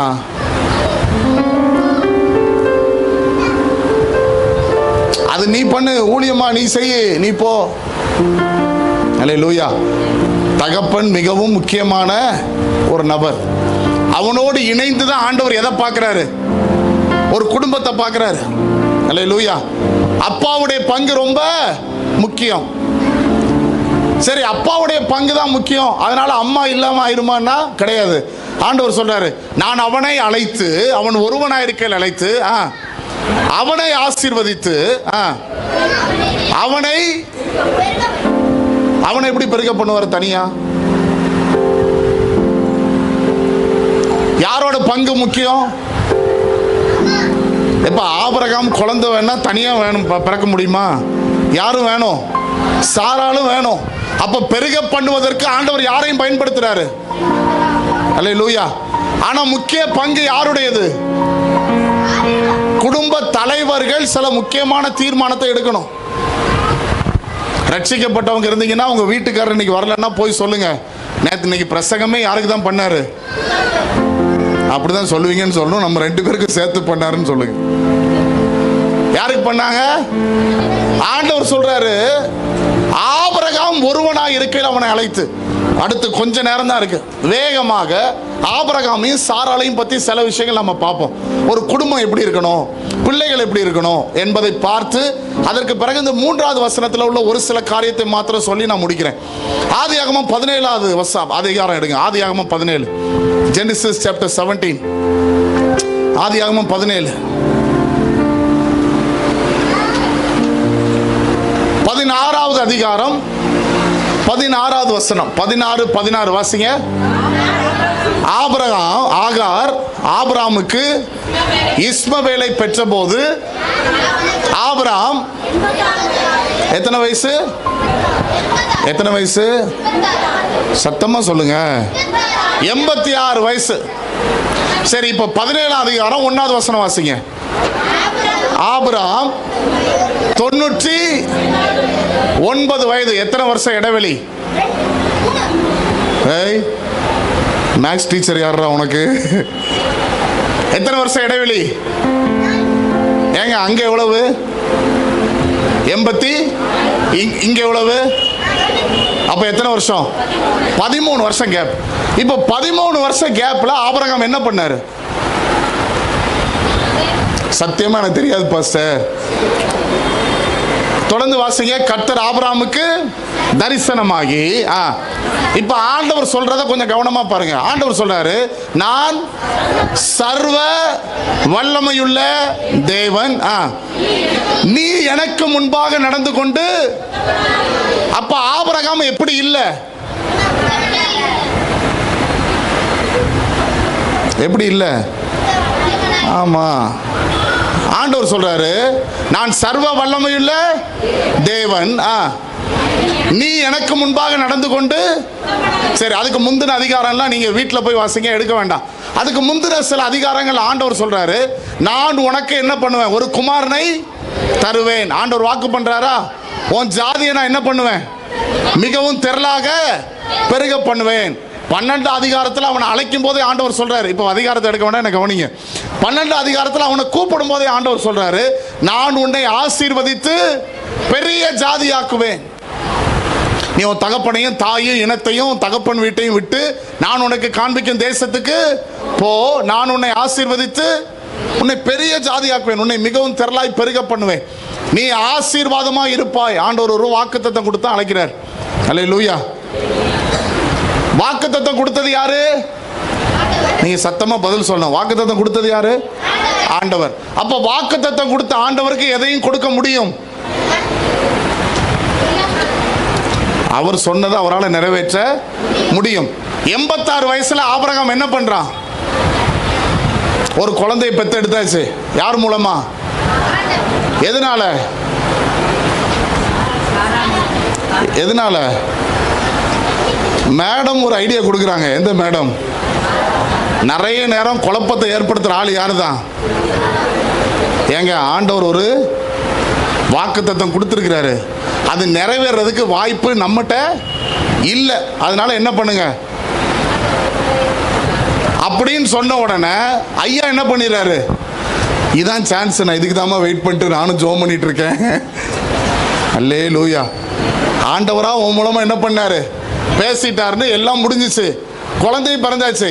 13 வருஷம் ஆபிரகாம் எப்படி வாழ்ந்திருக்கிறான்னா, இதுதான் கர்த்தர் எனக்கு சொன்ன வாக்குத்தத்தம். அல்லேலூயா. நிறைய நேரங்களில் கணவன்மார்களை கவனிங்க, மனைவிமார்களை கவனிங்க. ஒரு குடும்பம் எப்படி இருக்கணும்? கர்த்தர் வாக்கு பண்ணினால் நிச்சயம் என்ன பண்ணுவார்? நிறைவேற்றுவார். அல்லேலூயா. இது குழந்தையை மட்டும் வச்சு இல்லை, உங்களுக்கு எதை கர்த்தர் சொன்னாலும் அவரால் நிறைவேற்ற முடியும். அல்லேலூயா. இந்த ஆண்டவருக்கு இருக்கிற ஒரு தன்மை என்னன்னா, வேதாகமம் முழுவதும் நாம் பார்க்கிறோம், எதை சொல்லுகிறாரோ அதை நிச்சயமா இவர் என்ன பண்ணுவார்? நிறைவேற்றுவார். அல்லேலூயா.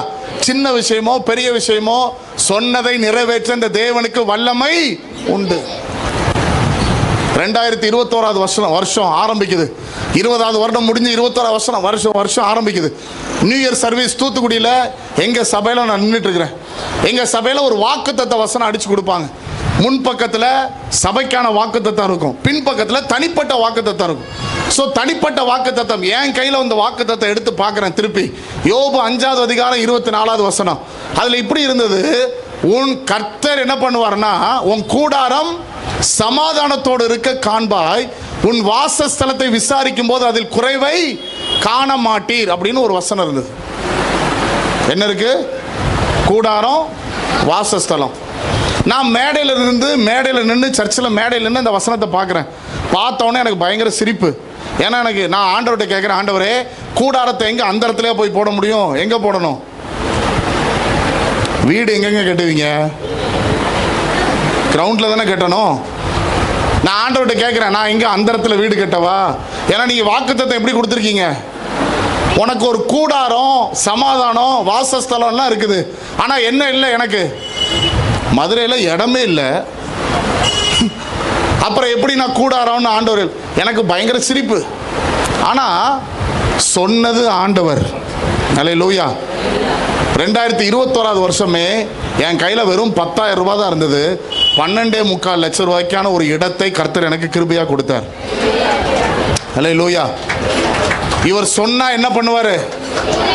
நான் சும்மா உங்களை உசு பேத்துறதுக்கெல்லாம் சொல்லலை. இந்த ஆண்டவர் சொன்னா நிச்சயமா செய்வார். கணவனோ மனைவியோ, உங்களுக்கு பிள்ளைகளோ, உங்களுக்கு ஒரு வாக்குத்தத்தம் கொடுக்கிறாரா, நான் ஆராதிக்கிற தேவன் அதை நிறைவேற்ற வல்லமையுள்ளவர். அல்லேலூயா. நீங்க கணவனோ மனைவியோ என்ன பண்ணணும்னா, குறுக்கு வழி என்ன பண்ணக்கூடாது? தேடக்கூடாது.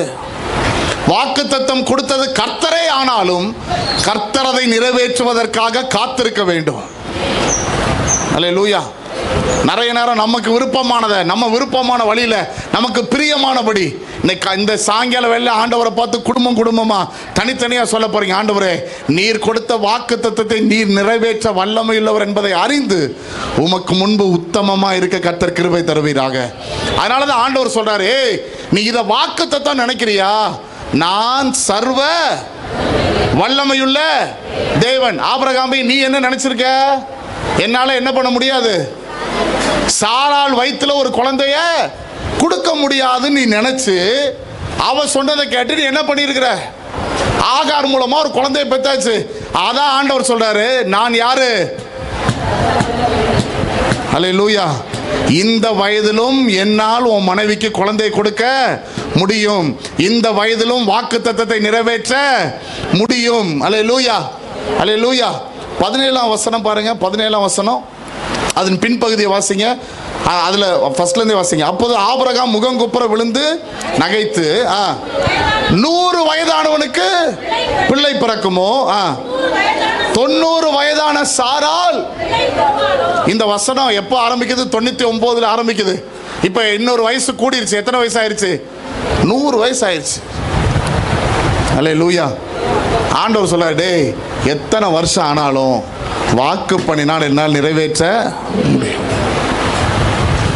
அல்லேலூயா. இன்னைக்கு குடும்பமா நம்ம ஆண்டவர்கிட்ட ஒரு தீர்மானம் எடுக்கணும்.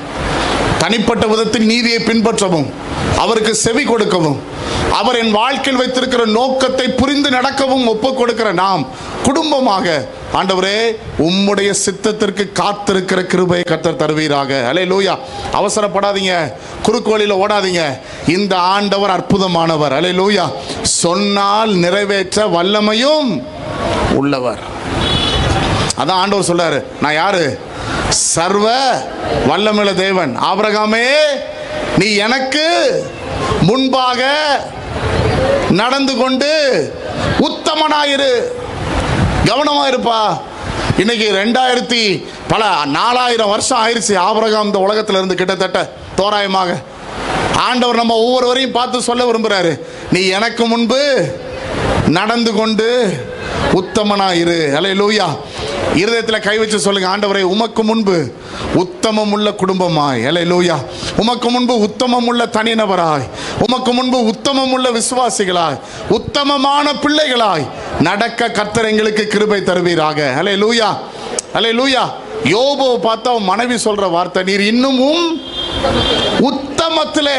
என்ன கவனிங்க. அப்ப குடும்ப தலைவன் குடும்பத்தில் உள்ளவங்க எப்படி இருக்கணும்? யாரு முன்னால?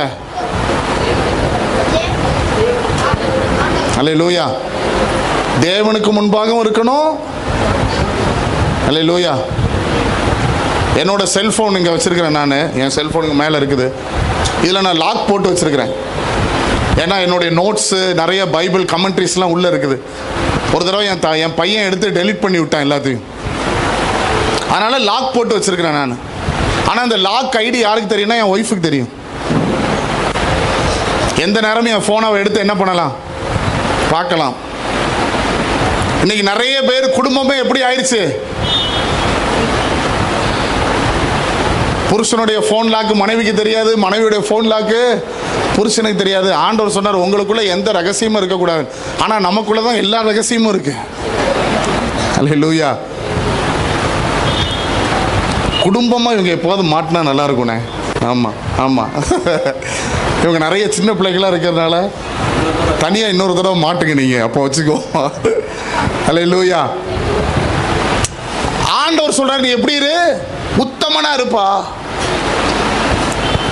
நாம் அந்த தீர்மானத்தில் வாழ கர்த்தர் உதவி செய்வார். இன்னைக்கு எந்தெந்த பகுதியில் உங்க வாழ்க்கையில கேளுங்க, ஆண்டவரே உங்களுக்கு முன்னால நீங்க கொடுத்த துணைக்கு முன்பதாக நான் எதிலெல்லாம் கனவீனமா இருக்கிறனோ, எதிலெல்லாம் நான் தவறா இருக்கிறனோ அதெல்லாம் சரி செய்து கொள்ள கர்த்தர் எனக்கு கிருபை தருவீராக. அல்லேலூயா. இந்த வாழ்க்கை ஒரு வாழ்க்கை தான். இந்த வாழ்க்கை வேதனைப்பட்டு வாழ்வதற்கல்ல, நாம் ஆசீர்வாதமாய் இருப்பதற்கு கர்த்தர் கிருபை தருவாராக. அல்லேலூயா. நாம் கர்த்தருக்கு பிரியமாய் வாழ கர்த்தர் நமக்கு கிருபை தருவாராக. ஆண்டவரப்பா சொல்ல, ஆண்டவரே நான் உத்தமமா இருக்கேன். அல்லேலூயா. ஒரு சில காரியங்கள் வேகமா நான் சொல்லிட்டு போறேன். ஆண்டவர் ஆபிரகாம்கிட்ட அந்த வார்த்தையை சொல்றாரு, குறுக்கு வழியில போகாத. ரெண்டாவது கவனிங்க, ரெண்டாவது ஆண்டவர் ஆபிரகாமை நம்மை பார்க்க வேண்டுமானால் அதுல 10வது வசனம் பாருங்க. 10வது வசனம், எனக்கும் உங்களுக்கும் உனக்கு பின்வரும் உன் சந்ததிக்கும் நடுவே உண்டாகிறதும் நீங்கள் கை கொள்ள வேண்டியதுமான என் உடன்படிக்கை என்னவென்றால், உங்களுக்குள் பிறக்கும் சகல ஆண் பிள்ளைகளும் விருத்த சேதனம் பண்ணப்பட வேண்டும். 11வது வசனத்தில், உங்கள் நுனித்தோலின் மாம்சத்தை விருத்த சேதனம் பண்ண கடவர்கள், அது எனக்கும் உங்களுக்கும் உண்டான உடன்படிக்கைக்கு அடையாளமா இருக்கும். இப்போ அதுல 27வது வசனத்துல 26, 27 வாசிங்க. அதே அதிகாரத்தில், ஒரே நாளில் ஆபிரகாமும் அவன் குமாரன் இஸ்மவேலும் விருத்த சேதனம் பண்ணப்பட்டார்கள். வீட்டிலே பிறந்தவர்களும் அந்நியரிடத்திலே பணத்திற்கு கொல்லப்பட்டவர்களுமாகிய அவன் வீட்டு மனுஷர்கள் எல்லாரும் அவனோடு கூட விருத்த சேதனம் பண்ணப்பட்டார்கள். அல்லேலூயா. இரண்டாவது, ஆண்டவர் ஒரு குடும்பத்தில் எதிர்பார்க்கிற விஷயம், தேவன் விரும்பாத காரியங்கள் நம்முடைய வாழ்க்கையிலிருந்து என்ன பண்ணப்பட வேண்டும்? வெட்டி எடுக்கப்பட வேண்டும். இப்போ கிறிஸ்தவத்தில் விருத்த சேதனம் பண்றது கிடையாது. ஆனால் ஆண்டவர் எரேமியா தீர்க்கதரிசி எல்லாம் வரும்போது ஆண்டவர் எழுதுறாரு, நீங்கள் உங்கள் மாம்சத்தை எல்லாம் உங்கள் இருதயத்தை என்ன பண்ணுங்க, விருத்த சேதனம் பண்ணுங்க. உன் நினைவை விருத்த சேதனம் பண்ணு, வெட்டு. ஆண்டவர் விரும்பாத காரியம் உன் சிந்தனையில இருந்தா வெட்டு. ஆண்டவர் விரும்பாத காரியம் உங்க வாழ்க்கையில இருந்தா வெட்டுங்க. கணவனோ மனைவியோ பிள்ளைகளோ ஆண்டவர் விரும்பாத காரியம் குடும்பத்தில் இருந்தா என்ன பண்ணணும், வெட்டி எறியணும். விருத்த சேதனத்தை பற்றி இப்படி எழுதப்பட்டிருக்கிறது. எல்லாத்தையும் சொல்றதுக்கு நேரம் இல்லை, நேரம் முடிய போகுது. இப்படி எழுதப்பட்டிருக்கிறது, விருத்த சேதனம் நிரந்தரமானது. அல்லேலூயா. ஆண்டவரே, இன்னைக்கு நான் ஒரு தீர்மானம் எடுக்கிறேனா, உமக்கு பிரியம் இல்லாத நான் அப்புறப்படுத்துகிறேனா, இது இன்னைக்கு இல்லை, ஒரு மாசத்துக்கு இல்லை, ஒரு வருஷத்துக்கு அப்புறம் திருமணம் செய்யறது இல்லை, இது நிரந்தரமாக என் வாழ்க்கையிலிருந்து அப்புறப்படுத்த கர்த்தர் கிருபை தருவீராக. அல்லேலூயா. சில நிரந்தரமான தீர்மானங்களை இங்கு இருக்கிறவர்கள் எடுக்க கர்த்தர் விரும்புகிறார். அல்லேலூயா. இரண்டாவது, விருத்த சேதனம் வலி நிறைந்தது. It is a painful process. அல்லேலூயா. சில நேரம் ஆண்டவர் நம்மகிட்ட சிலதை விட சொல்லும்போது எப்படி இருக்கும் சொல்லுங்க, எப்படி இருக்கும்? ஈஸியாலாம் இருக்காது, கஷ்டமா தான் இருக்கும். அல்லேலூயா. ஆனா ஆண்டவர் என்ன பண்ணுவாரு, இவன் விடுறானா இல்லையான்னு பார்ப்போம், வெயிட் பண்ணிட்டே இருப்பாரு. அல்லேலூயா. நம்ம ஆண்டவர்கிட்ட சொல்லுவோம், ஆண்டவரே, இது எவ்வளவு இரக்கம் உள்ளவர், என் மனதை நீர் புரிந்தவர், இது எனக்கு எவ்வளவு பிடிக்கும்னு உமக்கு. யாக்கோபு யாருக்காக வேலை பார்த்தான் அத்தனை வருஷம்? ஆண்டவருக்காகவா? யாருக்காக? ராகேலுக்காக வேலை பார்த்தான். என்ன, அதனாலதான் அத்தனை வருஷம் மாமாட்ட திரும்ப திரும்ப சொல்லி என்ன பண்றான், வேலை செய்யறான், அடிமையா இருக்கிறான், கஷ்டப்படுறான். பகல்ல உஷ்ணம், ராத்திரியில பனி, எவ்வளவுலையும் கஷ்டப்பட்டு வேலை பார்த்து. யாருக்காக? ஆனா ஒரு குறிப்பிட்ட காலம் வந்தபோது ராகேலையே அவன் அப்புறப்படுத்த வேண்டி இருந்தது, ஆண்டவர் ஆசீர்வதிக்கும்படி. அல்லேலூயா. நமக்கு அந்த சம்பவம் தெரியும், எடுக்க நேரம் இல்லை. யாப்போக்கு நதிக்கரையில் அவனுக்கு ஒரு செய்தி வருது. யார் வர்றா? உங்க அண்ணன் வர்றான்பா. எதுக்கு? கட்டி பிடிச்சு முத்தம் கொடுக்கவா? கதையை முடிக்கிறதுக்கு. அல்லேலூயா. யாருக்கு பயம் வந்துருச்சு? அவ்வளவுதான், முடிஞ்சது. அப்போ இங்க எழுதப்பட்டிருக்கிறது, யாக்கோபு தனக்கு உண்டான யாவையும் அக்கறைப்படுத்தின பின்பு பிந்தி தனித்திருந்தான். அல்லேலூயா. இன்னைக்கு நாம பிடிச்சு வைக்கலாம்.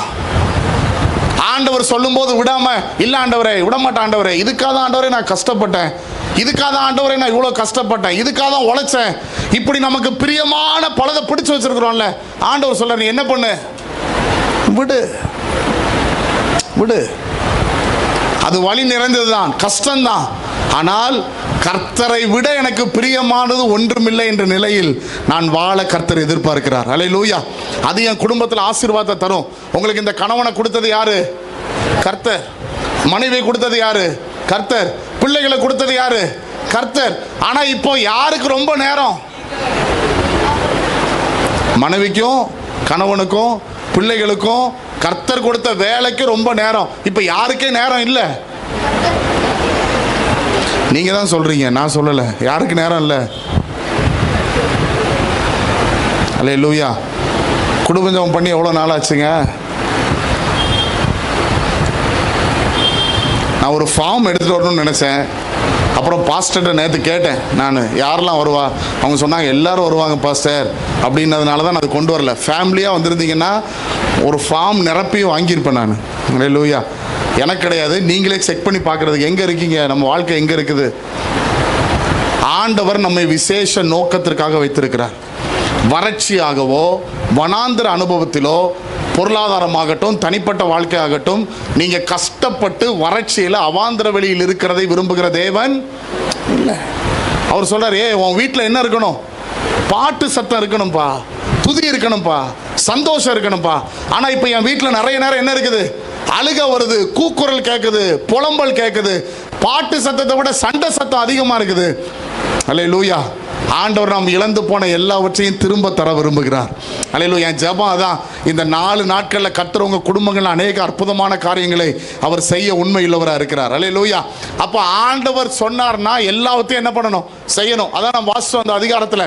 ஆபிரகாம் கர்த்தர் சொன்ன உடனே வீட்டில் உள்ள அனைத்து பேரும், எல்லாரும், ஒரு ஆளை விடல, அத்தனை பேர் விருத்த சேதனம் பண்ணார்கள். அத்தனை பேருடைய வாழ்க்கை மாறினது. உங்களுடைய பொருத்தனை எப்படி இருக்கணும்? உடன்படிக்கை எப்படி இருக்கணும்? கீழ்ப்படுதல் எப்படி இருக்கணும்? முழுமையானதாக இருக்க வேண்டும். அல்லேலூயா. கர்த்தர் சொல்லுகிற எல்லாவற்றையும் செய்வதற்கு உண்மையுள்ளவர்களாக இருக்க வேண்டும். இன்னும் ஒரு காரியத்தை சொல்லி நான் முடிக்கிறேன். 17வது வசனம் பாருங்க. அதுல 15 பாருங்க, அதுக்கப்புறம் 17 பார்ப்போம். 15 என் கூட சேர்ந்து வாசிங்க. பின்னும் தேவன் ஆபிரகாமை நோக்கி, உன் மனைவி சாராயை இனி சாரா என்று அழையாதிருப்பாயாக. சாராள் என்பது அவளுக்கு பேரா இருக்கும். ஆண்டவர் சொல்றாரு, எப்பா இனி உன் மனைவியை எப்படி கூப்பிடாத. எத்தனை வயசுல ஆண்டவர் சொல்றாரு? 99 வயசுல ஆண்டவர் சொல்றாரு. உதாரணத்துக்கு ஒரு 30 வயதுல திருமணம் பண்றாங்கன்னு வச்சுக்கோங்க. எத்தனை வருஷம் வாழ்ந்திருக்காங்க கணவன் மனைவியா? 69 வருஷம் வாழ்ந்திருக்காங்க. அல்லேலூயா. எத்தனை வருஷம்? 69 வருஷம் கணவன் மனைவியா வாழ்ந்திருக்கிறாங்க. இப்ப இருக்கிற மாதிரி அப்ப என்டர்டைன்மெண்ட்லாம் கிடையாது. இப்ப கணவன் மனைவி பேசுறதே ரொம்ப அபூர்வம். அல்லேலூயா. நம்ம பேசுறதே ரொம்ப அப்படிதானே? ஏன்னா எல்லா டைமும் எங்க போயிருது? இவர் எடுத்துக்கிறாரு. ஆங்கிலத்தில் ஒன்று உண்டு, என்ன? unknown guest at every meal. Christ is the head of the house. ஆண்டவர் தான் இந்த வீட்டின் தலைவர். He is silent listener at every conversation. நீங்க பேசுகிற ஒவ்வொரு டயலாக், வார்த்தைகள், நீங்கள் கணவன் மனைவியோ பிள்ளைகளோ பேசிக்கொள்வதை அவர் என்ன பண்றாரு? சைலண்ட் லிசனர், சத்தம் போடாம கவனமா கேட்கிறார். He is an unseen guest. என் வீட்டில் பார்வைக்கு தென்படாத ஒரு விருந்தாளியா யார் இருக்கிறா? ஆண்டவர் இருக்கிறார். எல்லாத்தையும் பார்த்துட்டே இருக்கிறாரு. அல்லேலூயா. ஒருத்தரோட ஒருத்தர் பேசவே இல்லை, நேரம் இல்லை, எல்லாம் இது எடுத்துக்குது. அப்படியே பேசினாலும் சண்டை. அல்லேலூயா. எதை பத்தி பேச சொல்றீங்க? நம்மளை பத்தி தான் சொல்றேன். இதெல்லாம் மாற ஆண்டவர் விரும்புறார். அல்லேலூயா. ஆபிரகாம் வாழ்ந்த காலத்தில் இதெல்லாம் ஒன்றும் என்டர்டெயின்மெண்ட் என்னன்னு நினைக்கிறீங்க? புருஷனும் மனைவியும் பேசுறதா என்டர்டெயின்மெண்ட். என்ன? அவங்க 2 பேரும் பேசுறது. ஒரு நாளைக்கு ஒரு தடவை கூப்பிடுறாருன்னு வச்சுக்கோங்க. ஆபிரகாம் சாராள்னு ஒரு வருஷத்துக்கு எத்தனை தடவை கூப்பிட்டுருப்பாரு? 365 நாள் கூப்பிட்டுருப்பாரு சாராயின்னு. 69 வருஷம் கணக்கு பண்ணி சொல்லுங்க வேகமா. என்ன பாஸ்டர் நீங்க வந்ததுலேருந்து கணக்காக கேட்டுட்டு இருக்கீங்க? சரி, வீட்டில் போய் கூட்டி பாருங்க. கிட்டத்தட்ட 69 வருஷமா ஒவ்வொரு நாளும் என்ன கூப்பிடுறாரு? நான் ஒரு தடவை சொன்னாலே கணக்கு லட்சக்கணக்கில் போய் நிற்கும். சாராய் சாராய் சாராய் சாராய்னு என்ன பண்ணிட்டே இருக்கிறாரு? கூப்பிட்டே இருக்கிறாரு. இப்ப 99 வயசுல ஆண்டவர் வந்து சொல்றாரு, கல்யாணம் ஆகி 69 வருஷத்துல ஆண்டவர் சொல்றாரு, இனிமே அவளை எப்படி கூப்பிடக்கூடாது? எப்படி கூப்பிடணும்? அல்லேலூயா. இப்ப 17வது வசனம் என் கூட வாசிங்க. இது 15வது வசனத்தில் ஆண்டவர் சொல்றாரு. இப்ப 17வது வசனம் வாசிங்க. அப்பொழுது ஆபிரகாம் விழுந்து நகைத்து, பிள்ளை பிறக்குமோ 90 வயதான, எல்லாரும் பைபிளையும் இருக்கா? என்ன இருக்கு? சாராள் இருக்கா? சாராய் அப்படி இருக்கா? எத்தனை வருஷம் பழக்கம்? 69 வருஷம் பழக்கம். எத்தனை தடவை கூப்பிட்டானோ நமக்கு தெரியாது. பரலோகத்தில் போய் பார்த்தா தான் கேட்கணும் ஆபிரகாம்கிட்ட, ஐயா நீர் எத்தனை தடவை கூப்பிட்டீரு? ஆண்டவர் சொன்னோன்னு பொசுக்குன்னு என்ன பண்ணிட்டீரு? என்ன பழக்க வழக்கமா இருக்கட்டும், உங்க குடும்பத்துல என்ன பழக்கமா இருக்கட்டும், கர்த்தர் சொல்றாரா, ஆண்டவர் சொல்லிட்டாரா, இதுக்கு மேல என்ன கிடையாது? பேச்சே கிடையாது. அல்லேலூயா. எத்தனை பேர் அப்படி மாற விரும்புறீங்க? எத்தனை பேருக்கு அப்படி மாற ஆசை? அல்லேலூயா. நீங்க செஞ்சு பாருங்க. இதை நான் சும்மா ஏதோ உங்களை உற்சாகப்படுத்துறதுக்காக சொல்லலை. உங்க வாழ்க்கையில கர்த்தருடைய ஆசீர்வாதத்தை ஒருவரும் தடை செய்ய முடியாது. உங்க குடும்பம் எப்படி இருக்குன்னா, வேத வசனம் சொல்லுகிறது. இப்போ 51வது அதிகாரத்துக்கு வாங்க. இப்போ 51:3 வாங்க. இப்போ 51:3 கர்த்தர் சீயோனுக்கு ஆறுதல் செய்து பாலான ஸ்தலங்களை எல்லாம் ஆண்டவர் என்ன பண்ணுவாராம்? தேர்தல் அடைய செய்து அதன் வனாந்திரத்தை ஏதேனை போலவும் அதன் அவாந்திர வெளியை கர்த்தரின் தோட்டத்தை போலவும். எப்படி மாறுமா? ஏதேனை போல மாறுமா. அல்லேலூயா. ஏதேன்ல என்ன பியூட்டி சொல்லுங்க? ஏதேன்ல ரொம்ப அழகான ஒரு விஷயம் சொல்லுங்க. என்னது?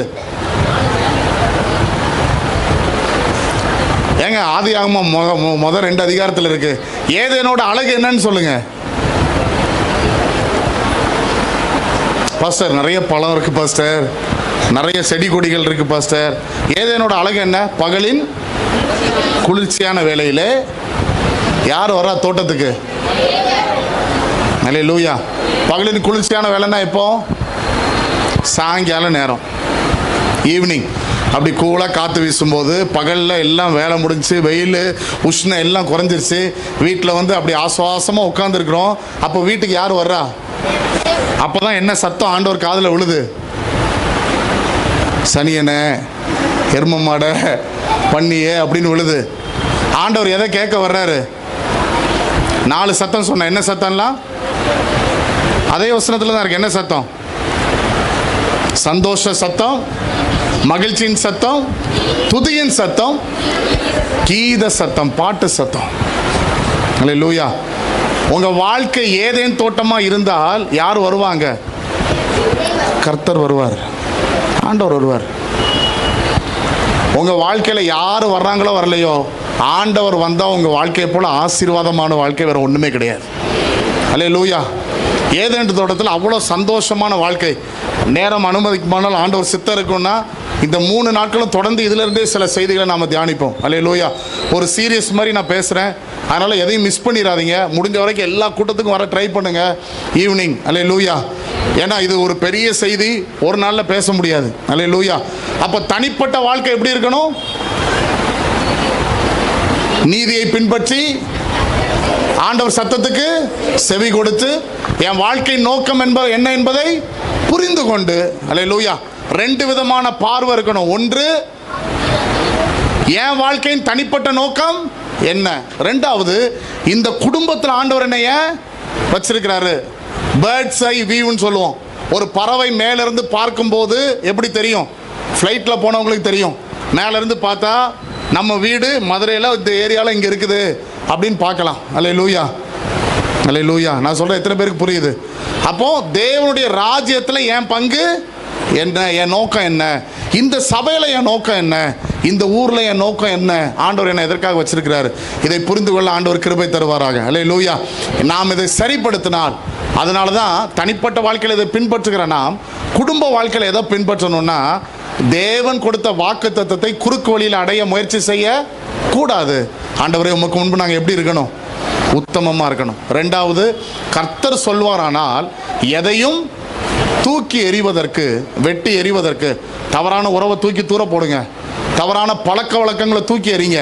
உங்கள் வாழ்க்கை புலம்பலின் வாழ்க்கையா இருக்க ஆண்டவர் அழைக்கவில்லை, துதிக்கிற வாழ்க்கையா இருக்க கர்த்தர் அழைத்திருக்கிறார்.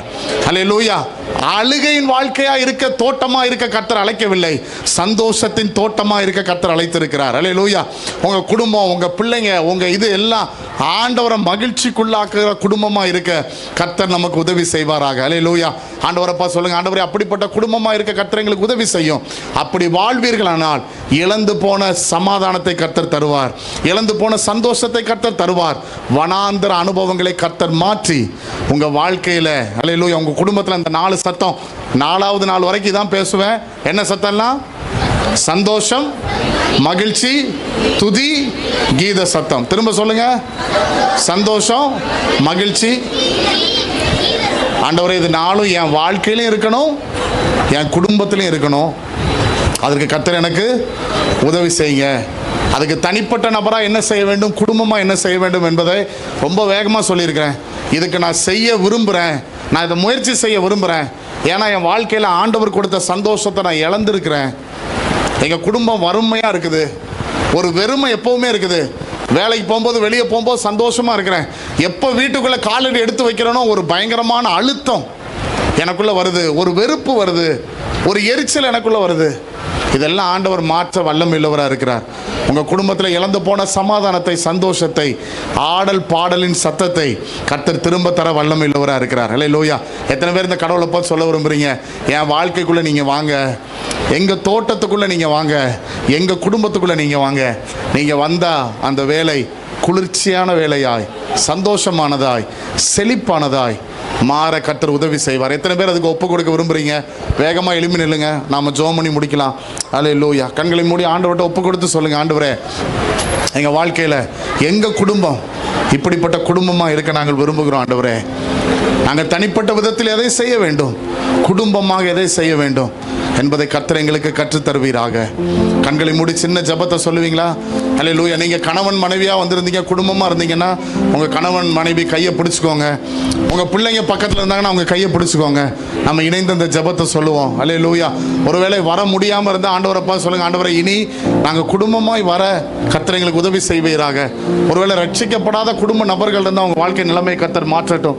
ஒருவேளை நான் இன்னைக்கு புதுசாக வந்திருக்கிறேன், எங்கள் குடும்பத்தில் நிறைய வெறுப்பு இருக்குது, கோபம் இருக்குது, எரிச்சல் இருக்குது, ஒருத்தர் புரிந்து கொள்ள முடியாமல் இருக்கிறோம், இந்த கடவுள் எனக்கு உதவி செய்வாரான்னா நிச்சயமா இவர் செய்ய முடியும். அல்லேலூயா. நான் பிரசங்கம் பண்றேன். எங்க அப்பா பேர் முருகன். ஒரு மந்திரவாத குடும்பத்தில் பிறந்தவர். இயேசுவை ஏத்துக்கிட்டதுனால வீட்டை விட்டு அடிச்சு துரத்தப்பட்டவர். அல்லேலூயா.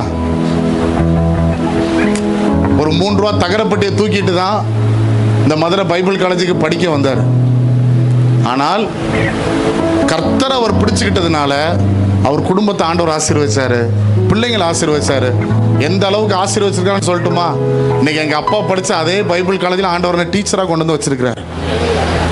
இந்த கடவுளை மட்டும் நீங்க பிடிச்சிட்டீங்கன்னா உங்க வாழ்க்கையை ஒரு பெரிய தோட்டத்தை போல அவரால் மாற்ற முடியும், சந்தோஷம் உள்ளதாய் மாற்ற முடியும். ஆண்டவர்கிட்ட சொல்லுவீங்களா? நீங்க நிக்கிற இடத்துல ஒரு சின்ன ஜெபம் பண்ணுங்க, இன்னைக்கு நான் போகும்போது என் வீட்டுக்கு என் கூட வாங்க ஆண்டவரே. ஒருவேளை உங்க குடும்பத்தில் அந்த சமாதான சந்தோஷம் இழக்கப்பட்டிருந்தால் இன்னைக்கு ஆண்டவர் அதை திரும்ப தருகிறார். ஆண்டவர்கிட்ட கேளுங்க, நாங்கள் எதிலெல்லாம் சரி பண்ணணுமோ சரிப்படுத்தி தேவன் எங்களுக்கு கொடுக்கிற சந்தோஷத்தை பெற்றுக்கொள்ள கர்த்தர் எங்களுக்கு கிருபை தருவீராக. கண்களை மூடி ஜெபம் பண்ணலாமா? கண்களை மூடி ஜெபம் பண்ணலாம். கண்களை மூடி. ஹல்லேலூயா. Jesus amen. ஹல்லேலூயா. கர்த்தர் நல்லவர். ஆண்டவரே உம்மை துதிக்கிறோம் தகப்பனே. நாம் கடைசியாக இந்த ஜெபத்தில் நல்ல ஒரு வார்த்தையை கர்த்தர் நமக்கு கொடுத்துருக்கிறார். ஒரு ஃபேமிலி ஆசீர்வாதமாக இருக்கிறது. செய்ய வேண்டியவைகள் என்ன? ஆபிரகாமுடைய வாழ்க்கையிலிருந்து அநேக விஷயங்களை நமக்கு கற்றுக் கொடுத்திருக்கிறார். ஒரு ஏதேனை போல நம்முடைய குடும்பத்தை கர்த்தர் மாற்றுவார்.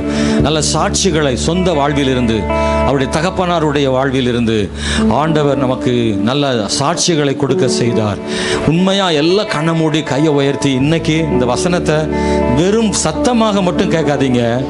என் வாழ்க்கையிலையும் ஆண்டவர் மாற்றங்களை தருவார் நம்புங்க. விசுவாசித்தால் தேவனுடைய மகிமை காண்பாயின்னு ஆண்டவர் மார்த்தாள்கிட்ட சொன்னார்ல, நமக்கும் அது நடக்கும். ஆண்டவர் மாற்றங்களை ஆண்டவர் தருவார். இந்த வசனத்தை நான் உயிருள்ள வார்த்தையாக ஏற்றுக்கிறேன்னு சொல்லி கையை உயர்த்தி கர்த்தர்ட்ட சொல்லுங்க. ஹல்லேலூயா, ஹல்லேலூயா. ஆண்டவர் என் வாழ்வில் ஒரு மாற்றம் ஏற்படுவதாக, செய்ய வேண்டியவைகளை செய்வதற்கு தேவன் கிருபை செய்வாராக. வல்ல ஜீவ வாக்குத்தத்தங்கள் வரைந்தனக்காய் ஈந்ததாலே ஸ்தோத்திரம்.